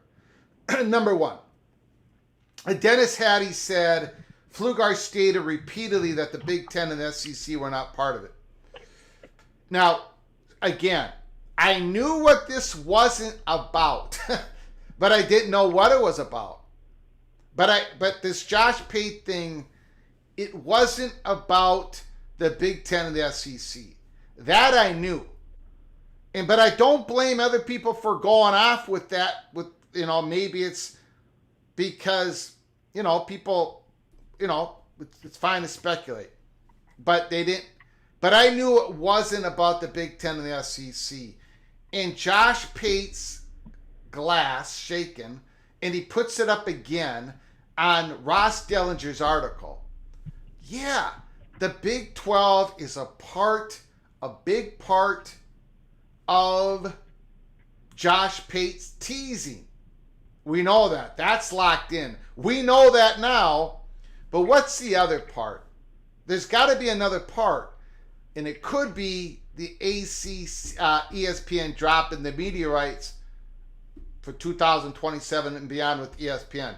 I don't know. I wish I knew. But I don't. And as far as the war chant, I saw a comment in here. People are going crazy, wanting the athletic director to refute this, whatever. Look, you guys know, the war chant is an incredible website. People have been sending me pictures of what people are saying in war chant. A lot of it is they're dragging me through the coals, to be honest with you. But I looked into the camera and I said, people of war chant, you're being sold down the river. What have you been told by insiders have not been correct. And I showed you, if you were willing to listen and look, I showed you one person in that website that is a Cornhusker that has been trolling people for 8 years. I showed you. That's the reason why a couple mornings ago I showed all those receipts. It's because there are people trolling you, War Chant. There's been one guy that's been telling you the truth. The fat guy from Minnesota who's a long ways away from Tallahassee. And I'm going to tell you something else, War Chant. There's going to be another layer to this that I know of. And it doesn't have to do with the Big 12. There's another layer to this. There's another layer to this. And you're going to know when this layer comes out. Again, you're going to get another fresh reminder that what you've been being told hasn't been the truth. And some of those people are just being wrong, and that's okay. They're having their honest. They think they've heard something, and they're getting information from a source, and it just happened to be wrong. Some of those they've been just trolling you. They know they don't know, but they just want to troll you. Jeff Fuller, I do apologize. The floor is yours. Oh, great. Yeah. I mean, interesting speculation. Going back to the ESPN thing, I remember Moen mentioned it on I think the College Football Mafia show a week and a half or so ago, and it really struck a chord with me because I think ESPN might have beef with the ACC by them adding at pro rata Stanford and Cal. Those are the media value of those schools, even though they are from another power conference. So those bring down the average value, media value of the ACC. And so ESPN potentially could say, hey, that you're not acting in good faith. You just added teams at this pro rata, level that we have to pay, an equal share beyond what we had agreed to bring those two in. Now for SMU, I don't think that they came in at a, or could demand a pro rata share. And I think that's part of why SMU has to be self-funded. But I think, is that right there? Is that enough of an excuse between that on one end and then on the other end, just the uncertainty around Florida State and Clemson and all the legal battles? Does ESPN have enough, and not that they need it. I mean, if it's in their best interest to just say, hey, we see where this is going, it's not in our best interest to renew. Now, I've always thought that, the ACC deal was a good deal for ESPN, and, they're getting media, good content on the cheap. And so this is sort of a little bit of a sea change. But, maybe I do see what you and others have mentioned about how they do still get to keep these, potentially top four brands with FSU. I'm not sure Louisville would be up there, but Miami, Florida State, and Clemson. I think those are the top, definitely the top three football media brands in the ACC currently. So ESPN still gets to hold on to them, keep them away from from competitors this way. So that's one point there. And then the part of my last call that got cut off was about the torpedo. Your mark and the Big 12 are going to torpedo and destroy another conference. I've spouted off before on this and other shows, just saying that we know that the Big 12 didn't kill the Pac-12. We know that it's not the Big 12 sort of meddling that might kill the ACC. I know there might be some Big 12 people that are like bowing up and like, yeah, we can kill these other conferences. We're so big and bad. But I think a lot of this is just academic politeness from the presidents of the Big Ten, and maybe some legal issues about not wanting to be viewed as the ones with blood on their hands, as McMurphy said with the Pac-12. I think that's really important to these presidents who hobnob with each other and meet each other at meetings, and will continue to meet each other at meetings. And I think they're trying to avoid some hard feelings, and that's part of why I'm a little bit skeptical that part of this is, a dog and pony show. and Yormark sort of a willing accomplice if in the end it does crack the ACC nut or help to. And they may not get the top brands that are being floated right now, but they get some other strong and solid brands. Yeah. So I appreciate it. I'm going to hang up and listen, but great show, Greg. You got it. Exciting times. You got it.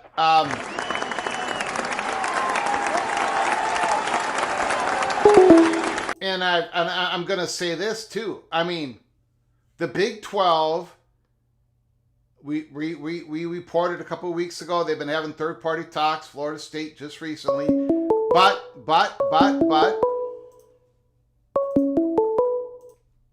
Call from Immaculate. Immaculate. Can you hold on just 1 second? Yeah, sure. Just got something real quick for you. But, you know, the Big 12 has not had first-party talks with Florida State. What I believe of what Ross Dellinger and the chattering classes I've been saying is, right now the SEC and the Big Ten, they're just laying back. They have some other target, and I think the Big 12 probably sense the same thing because they're all getting information from a certain perch. I'll put it that way. But you know, we don't know. I don't know. And I believe the Big 12 doesn't know, but they're gonna take this shot because I think they might see a little bit of an opening. But who knows where this goes? Immaculate, go ahead. All right, I'll be real quick. Second time, I don't want to take much time at all. But something I'm hearing in the conversations going on that I want to address. The Big 12 deal, and I can't even believe we're going to this point about this. Things have changed very quickly. Yeah. But I want to make it very clear to people when the Big 12 deal was signed was after the addition of 4 G5s. A $31.7 million deal was signed after that. You then add 4 more schools to the West, which were PAC level schools, good level schools. You can compare that to the value of who is already in the Big 12. That was a very good addition. Now, the Big 12 possibly could have renegotiated at that point, but they decided not to for whatever reason. It was a considerable addition that might have added and made actually the payouts more than $31 million. But those are part of the point I'm going to make now is if they make another big addition, like we're saying, Florida State, Clemson, I don't care, throw whoever else you want in there. Louisville's being thrown out there, Miami, Virginia Tech, North Carolina State, whatever. You take those schools, you add it to the 4 who came in from the West, and now you're Yormark and you're going into a renegotiation saying you decided not to do it with those 4 and you waited and you got this. I don't know what that value is, but it's more than 31.7, and he's not going to sit there and just pay that lineup of schools $31.7 million. It's just not happening, my opinion. Now, is it enough to get these schools to do this? Well, I guess that depends upon if ESPN drops the ACC this week, huh?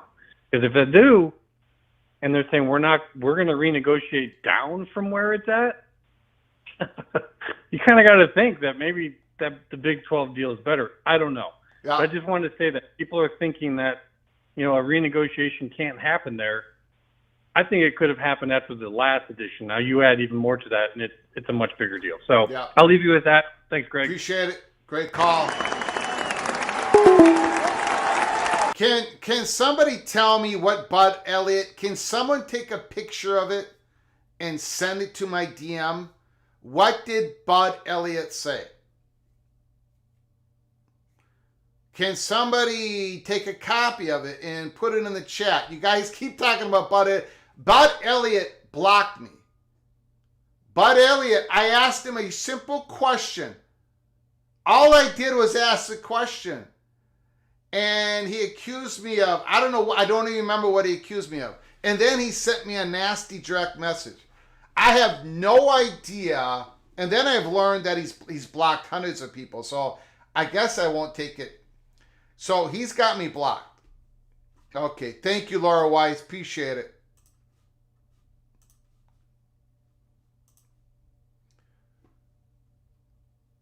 What a crazy... Okay, let me put it up on the board here. Excuse me. I'm losing my voice. What a crazy thought. Big 12 takes enough PE to give a legit national type pedigree team, Clemson, Florida State, Miami, $100 million a year, which really does make it the number 3 league and give it a real playoff threat, which it currently lacks. Maybe locking in until the current big 2 deals run out. Could that happen? I doubt it. Could the threat of it being leveraged to those ACC teams used to get better deals out of the Big Ten? I don't know. Maybe. There are worse ways you can spend the PE money if the Big 12 takes it. Keeps the Big 12 relevant when the next round of playoff reorg comes up. Unlike the ACC, which has 3 big recruiters, the Big 12 recruit like elite G5s. I don't know.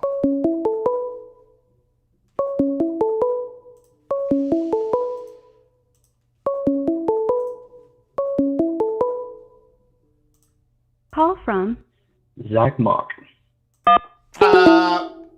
Hello, you there? You dropped off. Give me a call.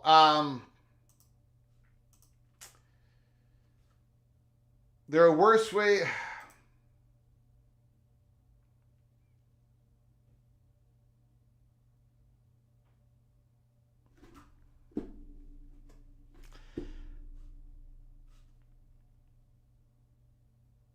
I don't know what to think of this. I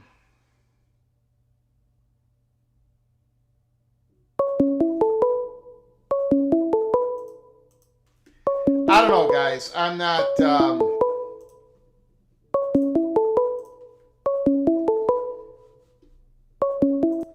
Call from Nathan Brown. Nathan Brown, the Bama. Howie. What's going on, sir? Hey, isn't this fun, Greg? Yeah, well, yes, it is. Okay, let's just be comfortable with the fact that this chaos is fun, all right? Yeah. All right, I appreciate you having me on. I missed you on. We were doing our show earlier, so I'm sorry I missed the first part of the show. So if I say something somebody else has already said, I apologize. You go ahead and let it rip, my friend. The thing everybody needs to keep in mind is these are all negotiating positions, and if everybody remembers, right at the end of the Pac-12 saga, we didn't hear much from Oregon and Washington. We heard a ton about Colorado, and we heard the panic in Arizona, Arizona State, and Utah. But Washington and Oregon were on the back end, and they were doing work.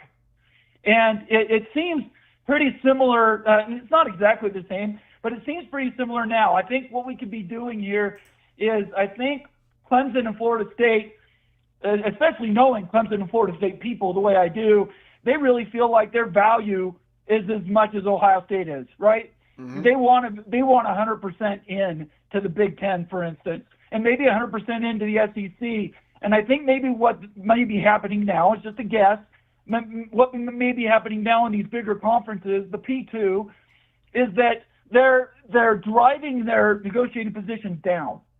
They're resetting the market to say, hey, look, you could fall, quote unquote, all the way to the Big 12 if you aren't willing to maybe take it a little bit in the teeth like Oregon and Washington did. Now, I'm not saying that's what's happening.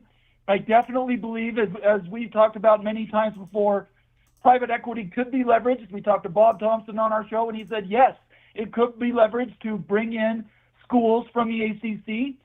You answer who that could be. Yeah. Florida State, Clemson. Yeah. Go ahead. Sorry, did you want me to No, I'm agreeing with you. I'm agreeing with you. Yep. All I was trying to get to, sorry, it's taking me a second. No. All I'm trying to get to is Bob Thompson is the top of the top, right? Yeah. Nobody can come in and tell him any more than he's seen in 30 or 40 years of his business. And when he says to us, a quote, the private equity could be used to bring schools across conferences to pay fees or whatever else it is, that's a reality. These aren't guesses, guys. Yeah. These aren't, this isn't Greg putting something into the air, hoping it works out his way. It's not like we talked about it as possible ideas. Bob Thompson said, yes, that could actually happen. So I just think it's really important everybody keeps their open minds. Let's not be closed-minded here. Everything's open until it's not. And until somebody says no officially to something, everything's on the table. Yeah. Again, Big 12 might not use private equity for helping them expand the conference, but it's a possibility, and it's something that the Big 12 has an option of doing, in which the ACC doesn't have that option. That's exactly right. So there is an advantage for the Big 12 in that, but we don't know if they're going to be able to use it. Florida State and Clemson are going to look at all their options, just like everybody else. But right now, I think Florida State and Clemson at least know that there is not an automatic door opening to them in the Big Ten and the SEC.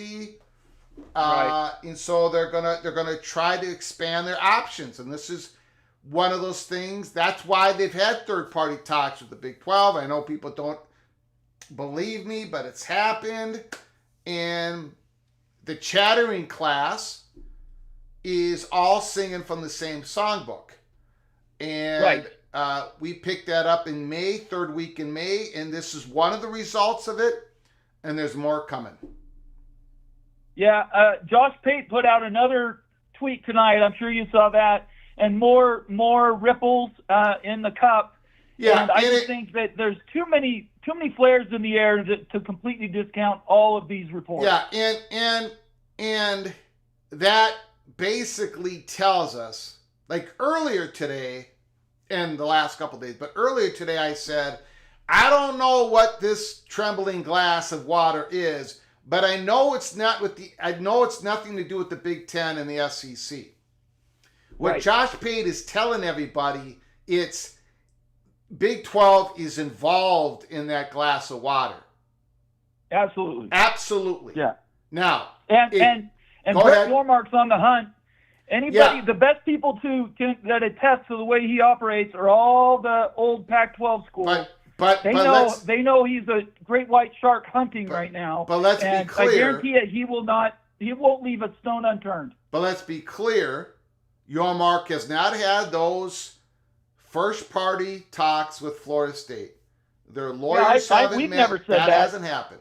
So let's be clear. Yeah, we've never said that, Greg. I know you've never said that. Yep. Yeah.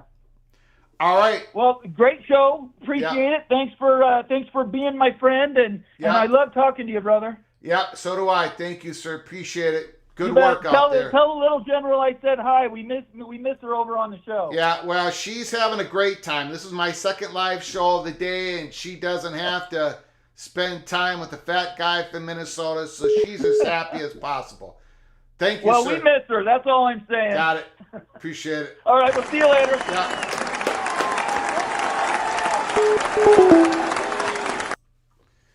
Just missed the call. Give us a call back. Call from Zach Mock. Zach Mock is on the line. Holy smokes. The floor is yours. Let it rip, sir. Hey, Greg. Don't get a call in that often. Happy when I do. Can you hold on a second? I'm sorry. I forgot to get back to Ricky's generosity. Gift membership. Ricky gave out a gift membership. I completely overlooked it. Man, oh man, that's my bad, Ricky. My bad. For Ricky and whoever was gifted that membership, you are both knighted, cloak and dagger. Oh man, I do apologize. Thank you, Ricky. Ricky, I apologize, sir. Thank you so much for your incredible generosity. Go ahead, Zach Mock. The floor is yours. All right. Thank you. So I'm just going to, I believe one of the things that's good to do is to admit your biases. And so I think before I get into this, I'm going to admit my own biases, which is toward Oklahoma State and the Big 12, because I'm an alumni there. And so anything that I do is always tinged. I do my best to try to avoid that. But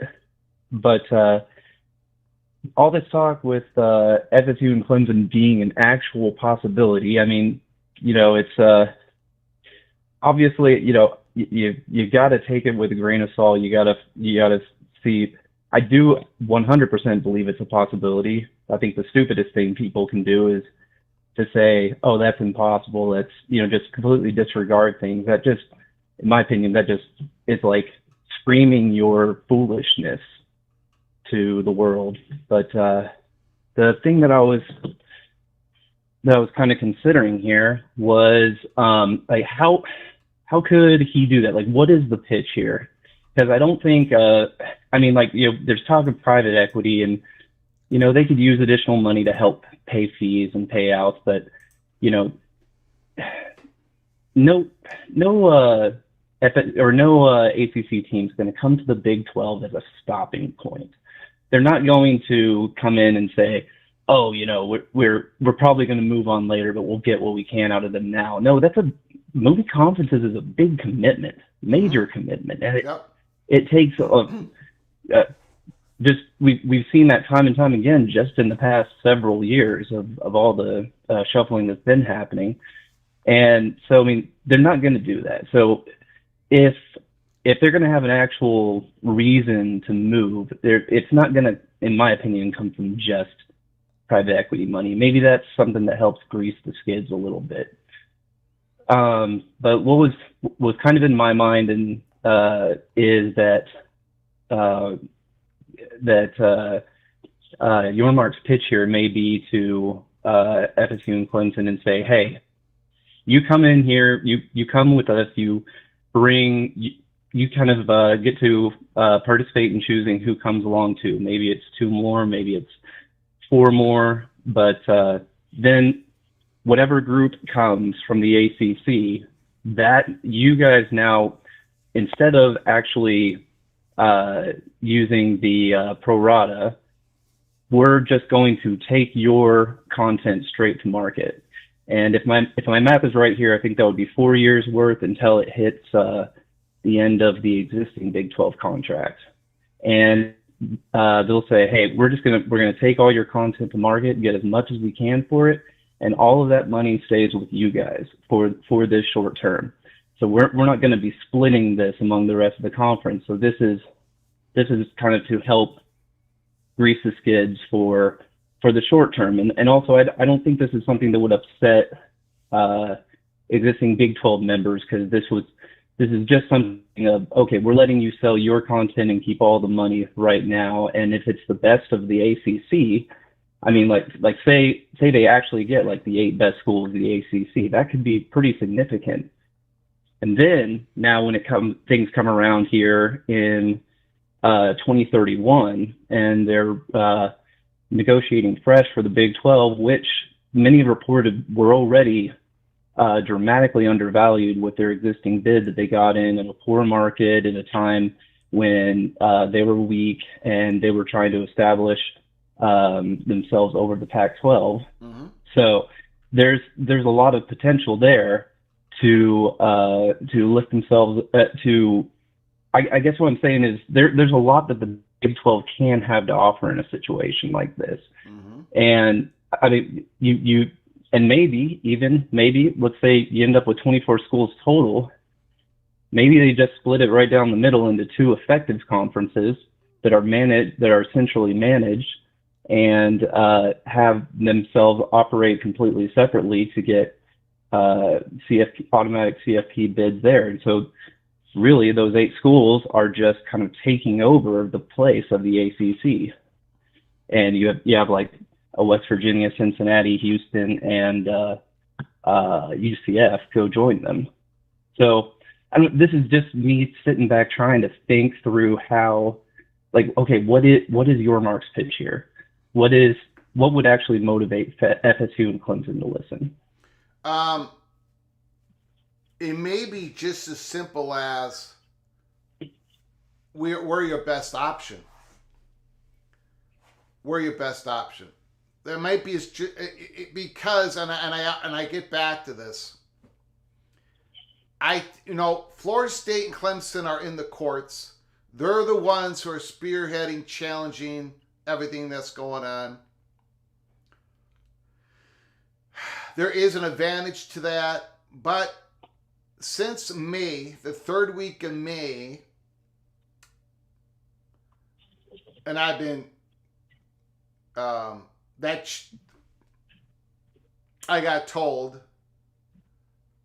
and I know ultimately where this information came from. That's why I've been so strong in the last 7 weeks. It might be a case of where the ACC, the value of the ACC drops significantly before Clemson and Florida State can take, before they can go somewhere. Like something else happens. In other words, the option there might not be any better option. That might be your mark's ace in the hole, because somebody else, like, again, I'll just bring up the example. Maybe, just maybe, North Carolina gets a spot in the Power 2, and suddenly the ACC's value drops. And then what if Notre Dame moves, and suddenly the value of the ACC drops? And the Big 12 is looking pretty good at that point, correct? So Absolutely. It might be just as simple as, we're your best option. I don't know. I'm just throwing that out there. I don't know how this is going to play out, because we haven't gotten to that first party talks phase of this big story that we're all sitting on. But go ahead, sir. Well, yeah, I don't know either. But what I do know is that, man, this is, as an Oklahoma State fan, this has been quite the roller coaster coming from, geez, how long? So we're now 3 summers, I think it is, separated from Texas and Oklahoma leaving, and us staring down the barrel of what Oregon State and Washington State are going through right now, which I absolutely hate for them. And definitely all the legacy Big 12 members can sit back and go, if not for the grace of God, there go I. Yes. And so meanwhile, it's just, you know, this has been a constant thing of the Big 12 just gets continually, I feel like they were just perpetually the most undervalued, underlooked, underrated conference of, and I won't go deep into the details, but I mean, this is something that's been happening for like 15, 20 years now. It feels like, ever since in 2011 when OSU got screwed out of the national championship, and they put 2 SEC teams in there. So I mean, it's nothing uncommon to feel undervalued as a Big 12 member, and this is an exciting time to feel, because it feels like we are and have been now back on the uphill for a while now. Yeah. I appreciate the call, man. Call again, sir. Will do. Thank you, sir. Appreciate it. Appreciate it. Whoops. God. I'm sorry. I'm screwing up left and right tonight. Thank you.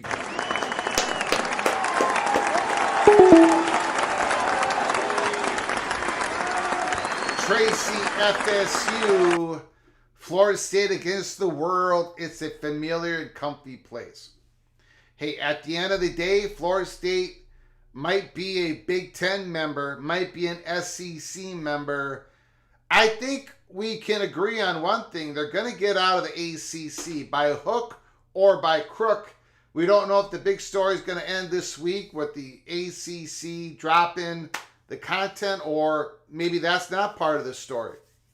Maybe the Big 12 is going to have to wait, just like everybody else, to have first-party talks with Florida State, with Clemson, with North Carolina.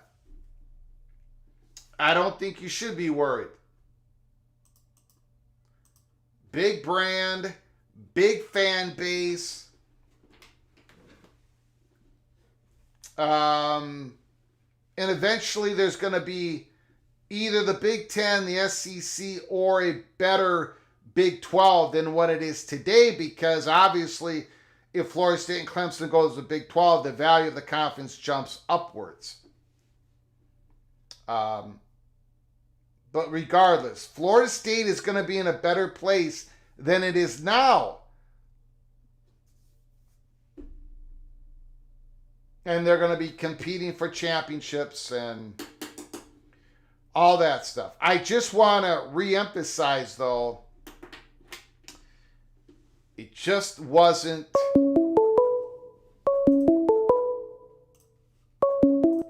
Call from JD. JD, Mr. Seminole, the floor is yours. How you doing, Greg? I'm doing good. We've had a wild night here. This is our second live show today. We're not going to have a third one. I can guarantee you that. Go ahead, Mr. Seminole. What are you thinking on the Ross Dellinger article? I've caught bits and pieces of your show. Yep. My work day has extended into tonight, so I'm just now wrapping up for the day. Got it. I'm observing is what I'm doing. Yep. I'm not letting things upset me or anything else. If we end up in the Big 12, I feel confident they have a plan. Do I think we're going to the Big 12? No. Some things that don't make sense. There's a lot of noise in the system right now. Mm-hmm. You know, not long ago we're going to the Big 10, and then now some people are saying, no, we're going to the SEC. And understand, I'm not saying you are, okay? And then now there's a news article, you know, Dellinger has his report and other people are talking about, maybe FSU and Clemson going to the Big 12. I mean, it's the Big 12 media days. Brett Yormark's going to get up there and make a speech and make it clear that they're going to be aggressive moving forward. Yeah. And I understand that's a news story and it starts shaping opinions, but it's just a speech to the conference members. Yeah. About their future moving forward. So it's not a drop dead, oh, this is happening. I'm observing a lot of things because there's some things that I just don't know. Yeah. I've reached out to some people that I do consider insiders, asked them anything on their end has changed, and it's been nothing. They haven't heard anything different. And there's just, when you were referring, I did hear you talk about the chattering class. Yeah. I don't know how reliable all of their sources are. I mean, I know they're getting stories from people, so I know there has to be some knowledge because they have to report on certain things. I do have a lot of questions, like why would ESPN be wanting to blow up the ACC? And I know adding the 3 new members, but why would they be eager to blow up the ACC if they could hold FSU and Clemson in the ACC by just offering them an extra $15 million a year or $20 million a year? And that's been my question the whole time. Like, why would ESPN? Why would ESPN? But maybe they're getting a little bit sensitive about the disclosure coming up in the courts, and maybe they say, okay, well, if we just end the gore at 2027, maybe this all goes away. Maybe that's their motivation. Well, I haven't heard anybody else say this, but this is my own little tinfoil hat theory, okay? I'm not saying this is the case, and I'm not disagreeing with you on the third-party talks and all the rest of that. If there was any communication, or if there was any wink and nods, and it's not just an FSU or Clemson thing, it might have been other people too. How would you alleviate any improprieties, or how would you try to distract from any improprieties? What would you do? Well, what I would do is I would reset the system. Reset it all. Make it seem like teams that you thought weren't candidate or that everybody assumed they're going to a certain place. All right, well, make it seem like they're not. You know, put information out there. Maybe legit information that they're not. I can understand why people are going there. And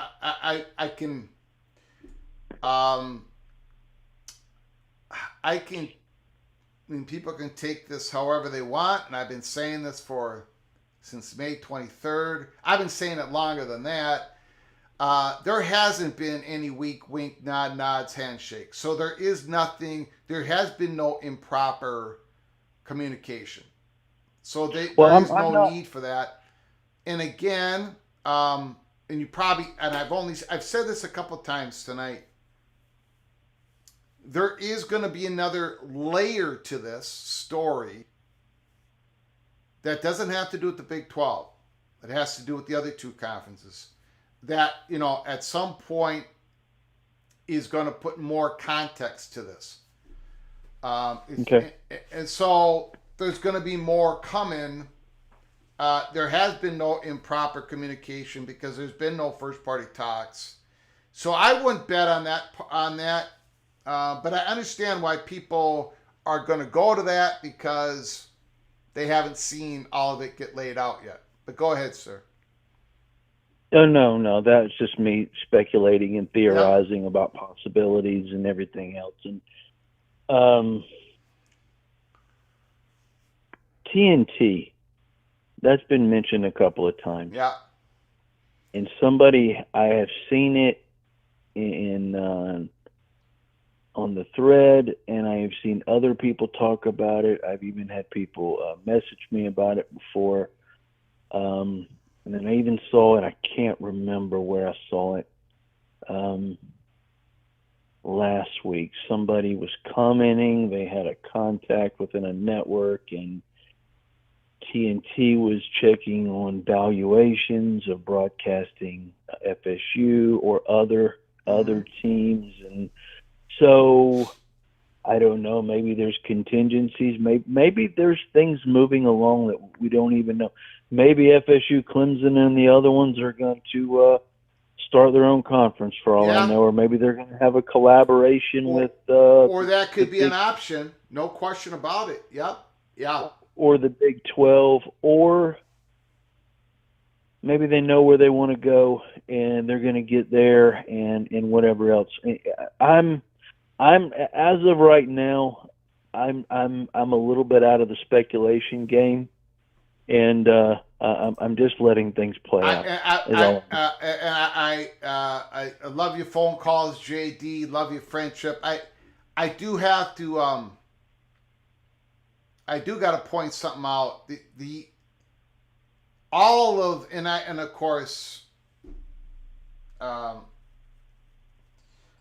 of the comments,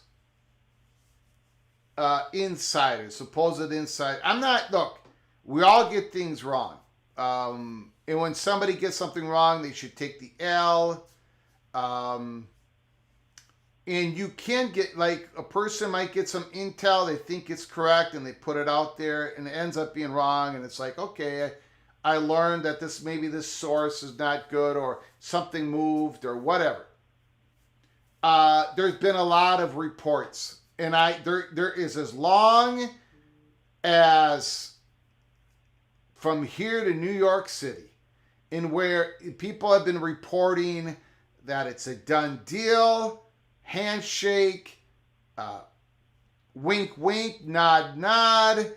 There's been a lot of people saying that all over these message boards, all over War Chant. In JD, that has never been true.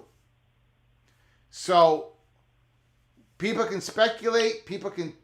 No, I think you misunderstand, and I don't mean to cut you off. I think the exit has been a done deal. That's been determined. When they say our destination is a done deal, I've read it on War Chant, JD. I've read it on War Chant, but not by the one or two people on there. Because let me back up here.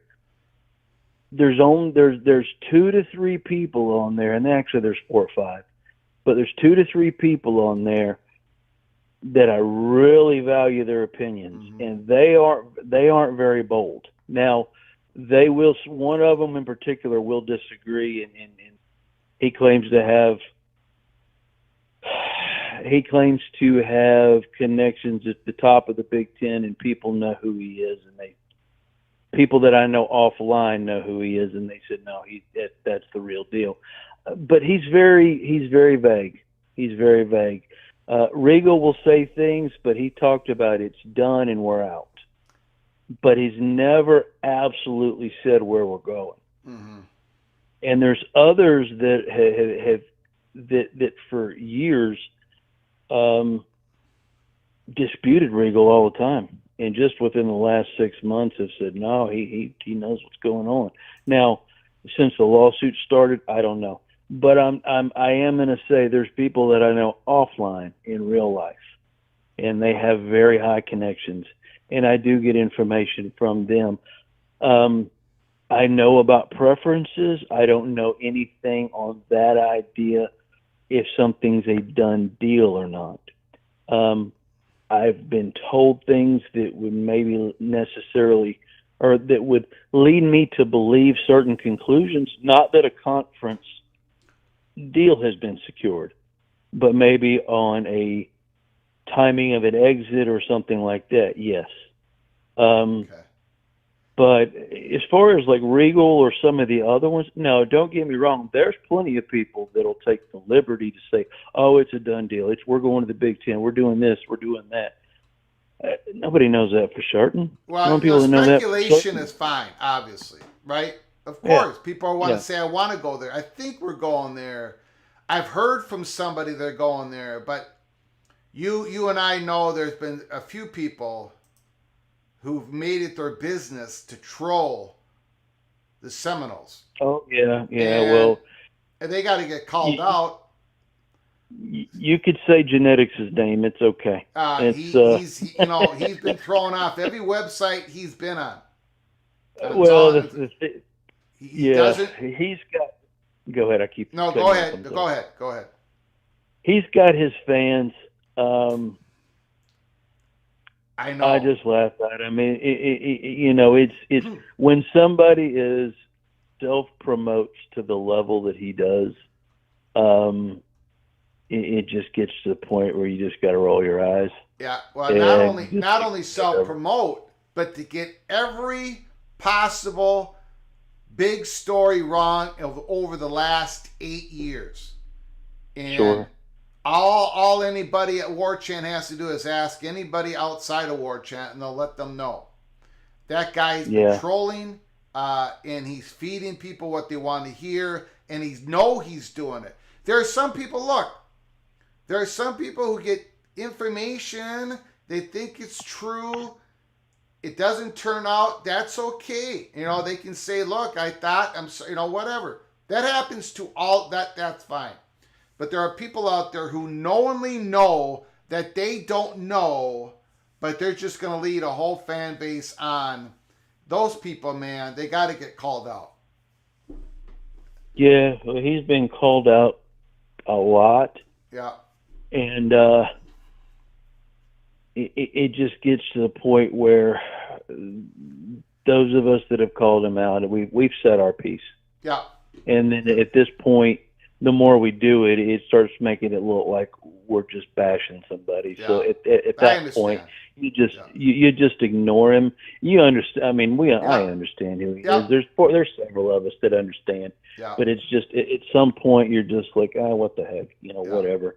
And I don't believe him, but a lot of times what he'll do is he injects himself into the conversations that maybe a few of the insiders that I consider insiders.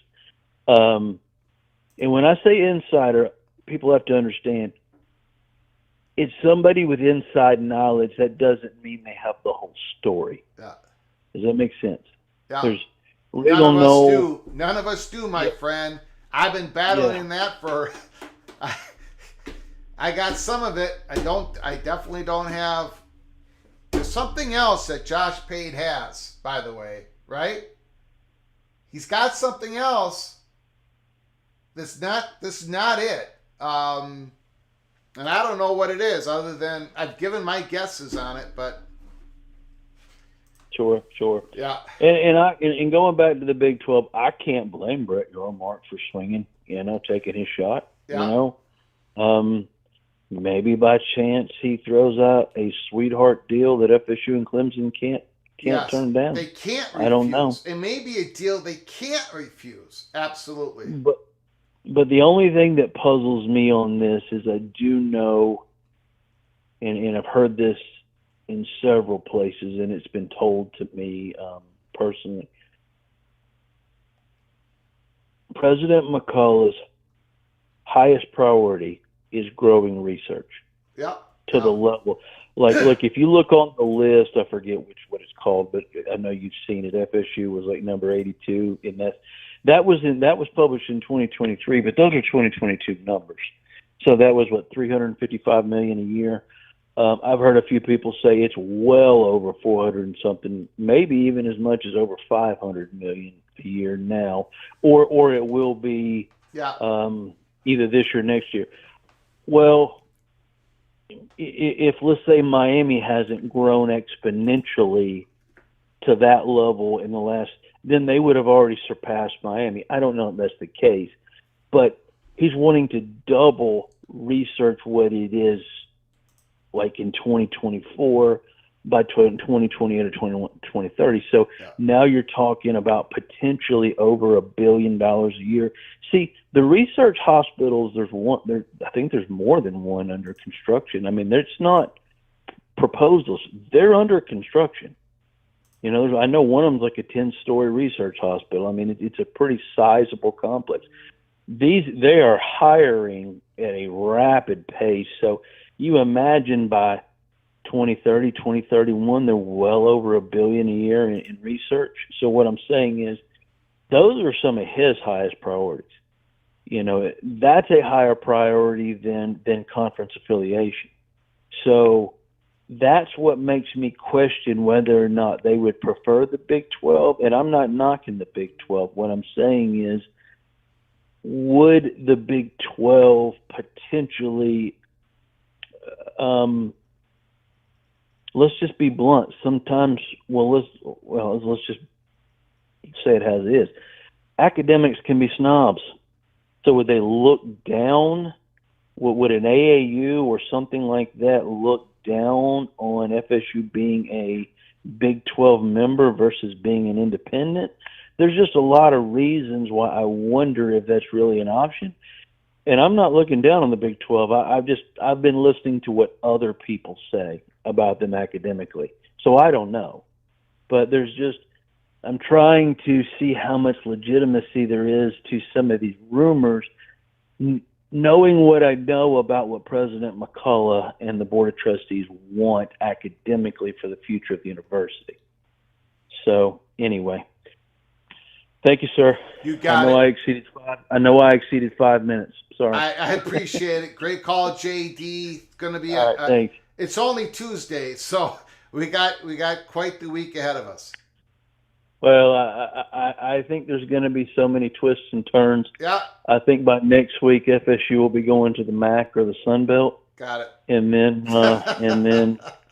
in a few weeks they'll be going to the SEC again, and then they'll be going to the Big 10, and then we're back to the Big 12. So it's going to be a roller coaster, but it's okay. It's all good. Appreciate it. Great call. Thank you. All right. Somebody, I'm getting pictures sent of a war chant, and MXHUDSO, Flugar is now saying that the Big Ten will take North Carolina and Notre Dame before Florida State Clemson. He's saying that Florida State and Clemson may end up there, but something else is happening, whatever, dude. We've been saying that for a long time. Not just now. Been saying that for a long time.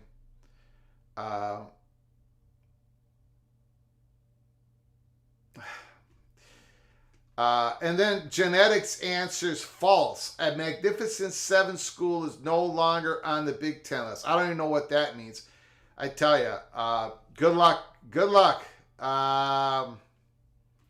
Here's genetics, who's been telling you guys for months that Florida State has a spot automatically in the Big Ten. It's a done deal. Fox has approved them. And none of that is true. I don't know how much more evidence you need. Florida State might get into the Big Ten. They might, but there's been no first-party talks. I'm going to be sending out receipts tonight or tomorrow morning. I don't know how anybody can have a serious conversation with genetics on War Chant or any other platform there possibly is. 8 years of blowing every major story. And they did it again. And I've been sitting here collecting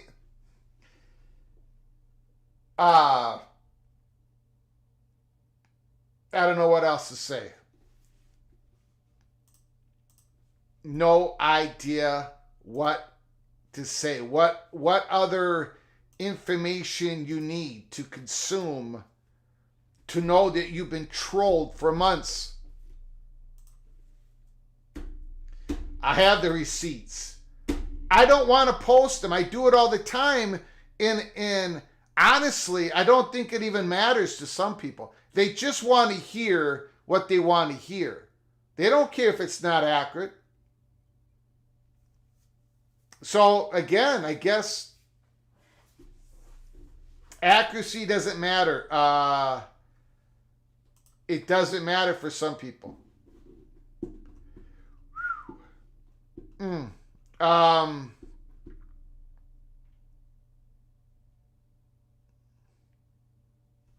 I appreciate it, Stephen McNeely. I actually don't really feel better when I do it. What I try to do in this last month was just to give out a warning to people who are being trolled, because we knew that there was nothing. I mean, this is just one. There's a lot of, and other people have got them. Look, there's people in the chattering class who's got them. Because they know there has been, Florida State has had a spot in the Big Ten for more than a year now. No, they haven't. It doesn't mean that Florida State is not a great school, great value. None of this is real. And he got more precise. And I'm going to go ahead and show them later tonight, tomorrow morning. It's never been a done deal. There's never even been a handshake. Never been a wink and a nod. The Big Ten is looking elsewhere. We've been saying this for months. Florida State could still get to the Big Ten. They need a right combination. Dominoes to fall correctly. But this has always been just a bunch of bunk that has been put out there. Call from Edward Auburn Tiger. Edward Auburn Tiger, the floor is yours. Let her rip. Greg, if the world turns, right? Yeah. I was doing the broadcast. I'm a pastor, and we finished, and I clicked on YouTube. I said, "No way! Some more breaking news." Yes, sir. Greg, I guess if this goes through, what it's saying to me is that there seems to be some coordination. If the SEC is standing down, Big Ten standing down, there seems to be some coordination between ESPN and Fox in this. I don't believe so. You don't think so? No, okay. I don't. I really don't. There is no impropriety going on here. It's just a case of, look, the Big Ten just expanded. They've got 18 schools. Mm-hmm. They're only going to be looking at, they're going to be very cautious and deliberate, and they're only going to really be interested in the and the Notre Dame, North Carolina situation, the SEC, the North Carolina situation, and whatever connective tissue comes off of that. These are two big conferences. Florida State and Clemson are valuable brands, but there is a couple domino pieces that the SEC wants and the Big Ten wants. And I don't think there's any like handshake coordination going on with the Big Ten and the SEC. There is none of this, oh, they're going to share content on I mean, there's some crazy stuff. Oh, the Big Ten games are going to be on ESPN, and some SEC games are going to be on Fox. Home games are going to be on Fox. All that is just ludicrous. There is none of that coordination. Hold on a second. But there is, I believe, because well, I know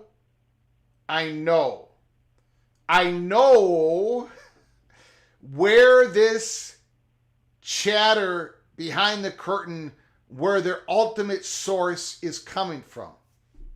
And it's coming from an extremely high spot when it comes to the conferences. And this is why we know that the targets of the SEC and Big Ten is elsewhere. So I think the SEC and the Big Ten are going to battle over those top targets. And then Florida State and Clemson are going to hope to try to get into one of those combinations. You know what I'm saying? But I don't think there's coordination. Okay.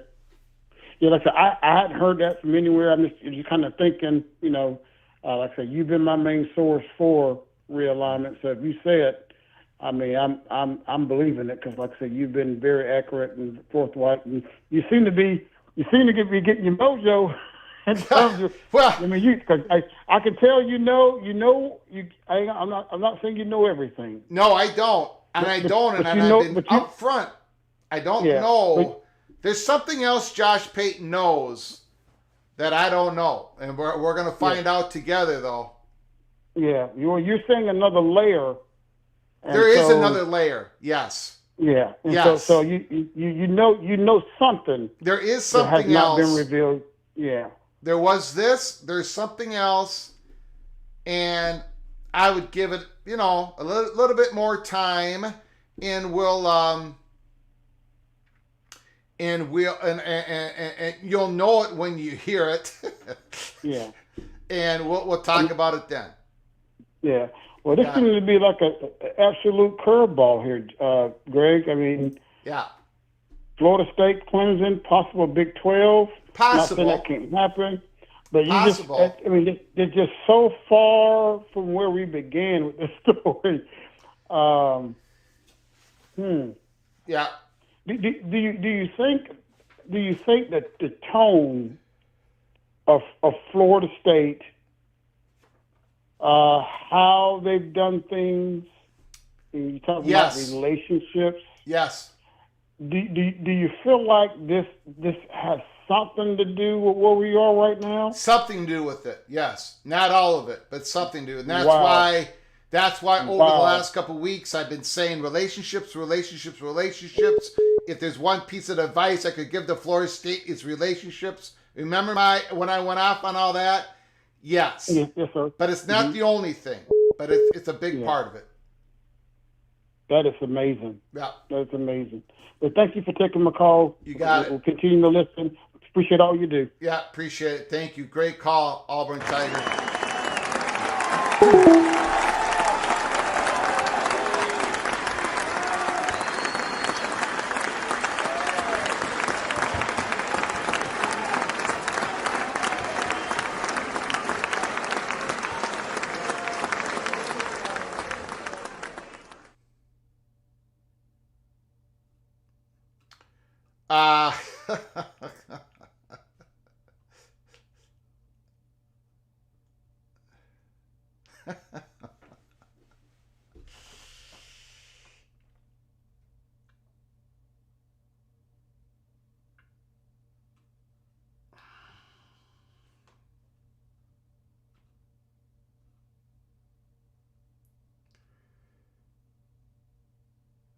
Okay.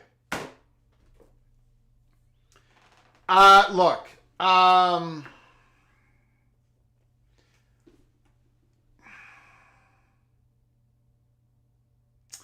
know I'm supposed to take the high road.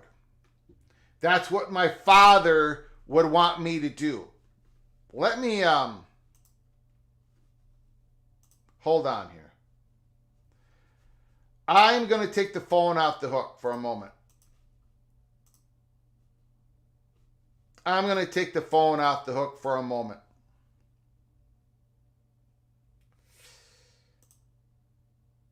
My father, who I buried last September, great man, 93 years old, served this country, 68 years of marriage, faithful, true, and that's why it's so important for me to tell the people the truth here.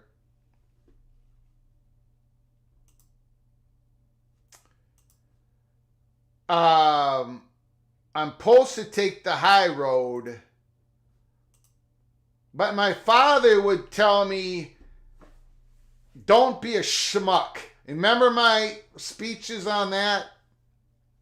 Don't be a schmuck. Tell the truth. Call it out.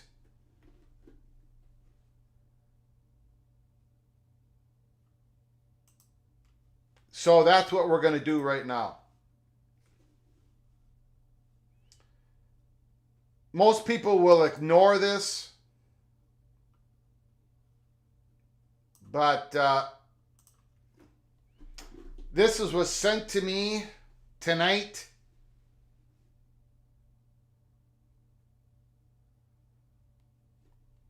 Okay, explain it to me like I'm 5. How does genetics saying one of the Magnificent Seven is no longer consideration by the Big Ten equals obviously UNC?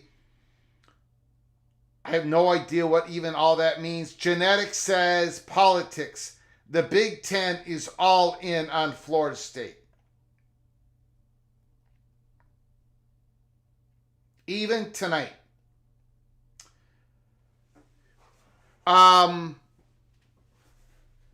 If I was you, everybody in the chat, I would take a picture of that, hit your video on pause, and make sure you take it. Now, Florida State could end up in the Big Ten at some point, obviously, or the SEC. But the Big Ten is not all in on Florida State on January 9th or a year ago when genetics said it, or 2 years ago when genetics said it, or in 2017 when genetics said it. The Big Ten is not all in on anybody except for Notre Dame if they become available and interested, or North Carolina. It's not a shot against Florida State. It's not a shot against that. I'm telling you, at some point, there's going to be another layer on this story. People have got some stories in the oven, and I'm just telling you guys, this is absolutely BS. Genetics is really just trolling the bleep out of Seminole fans and War Chant fans. And I look,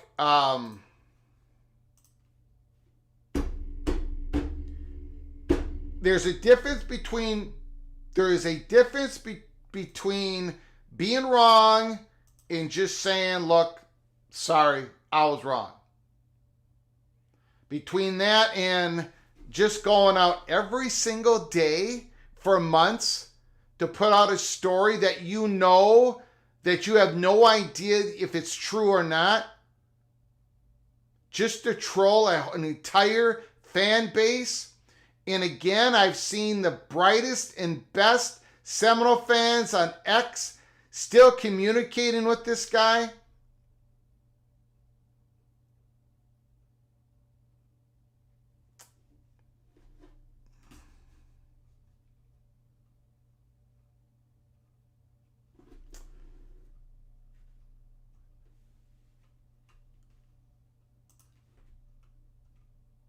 He's been all those. And he's been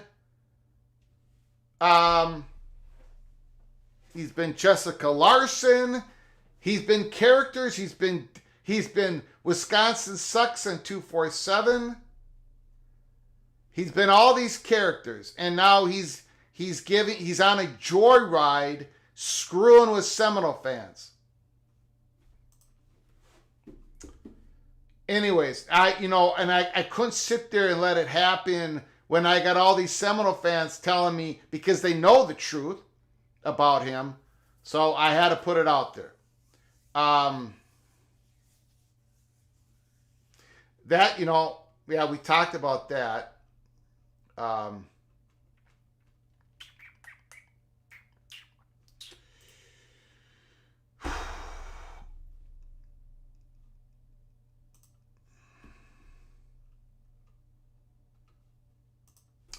Well,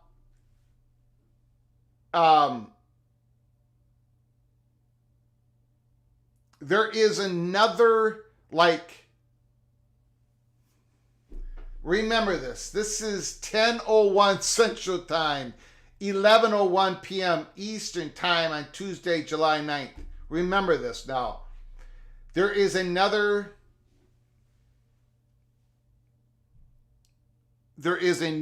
I cannot go with it, but I cannot talk about it, but there's another layer to this,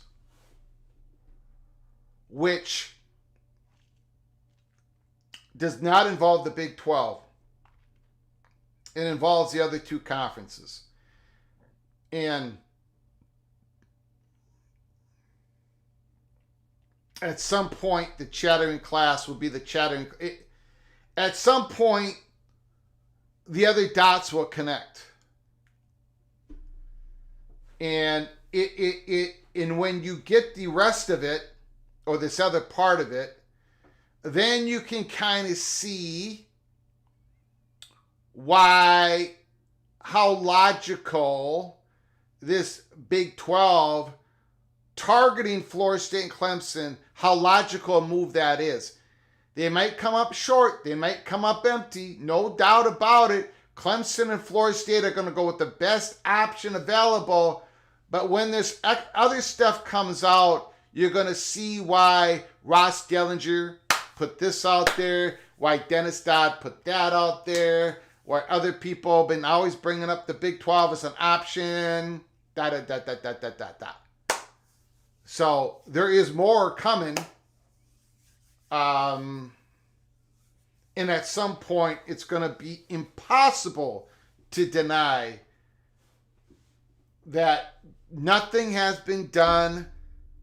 There's been no first party talks, no shaking hands, no wink, no nods.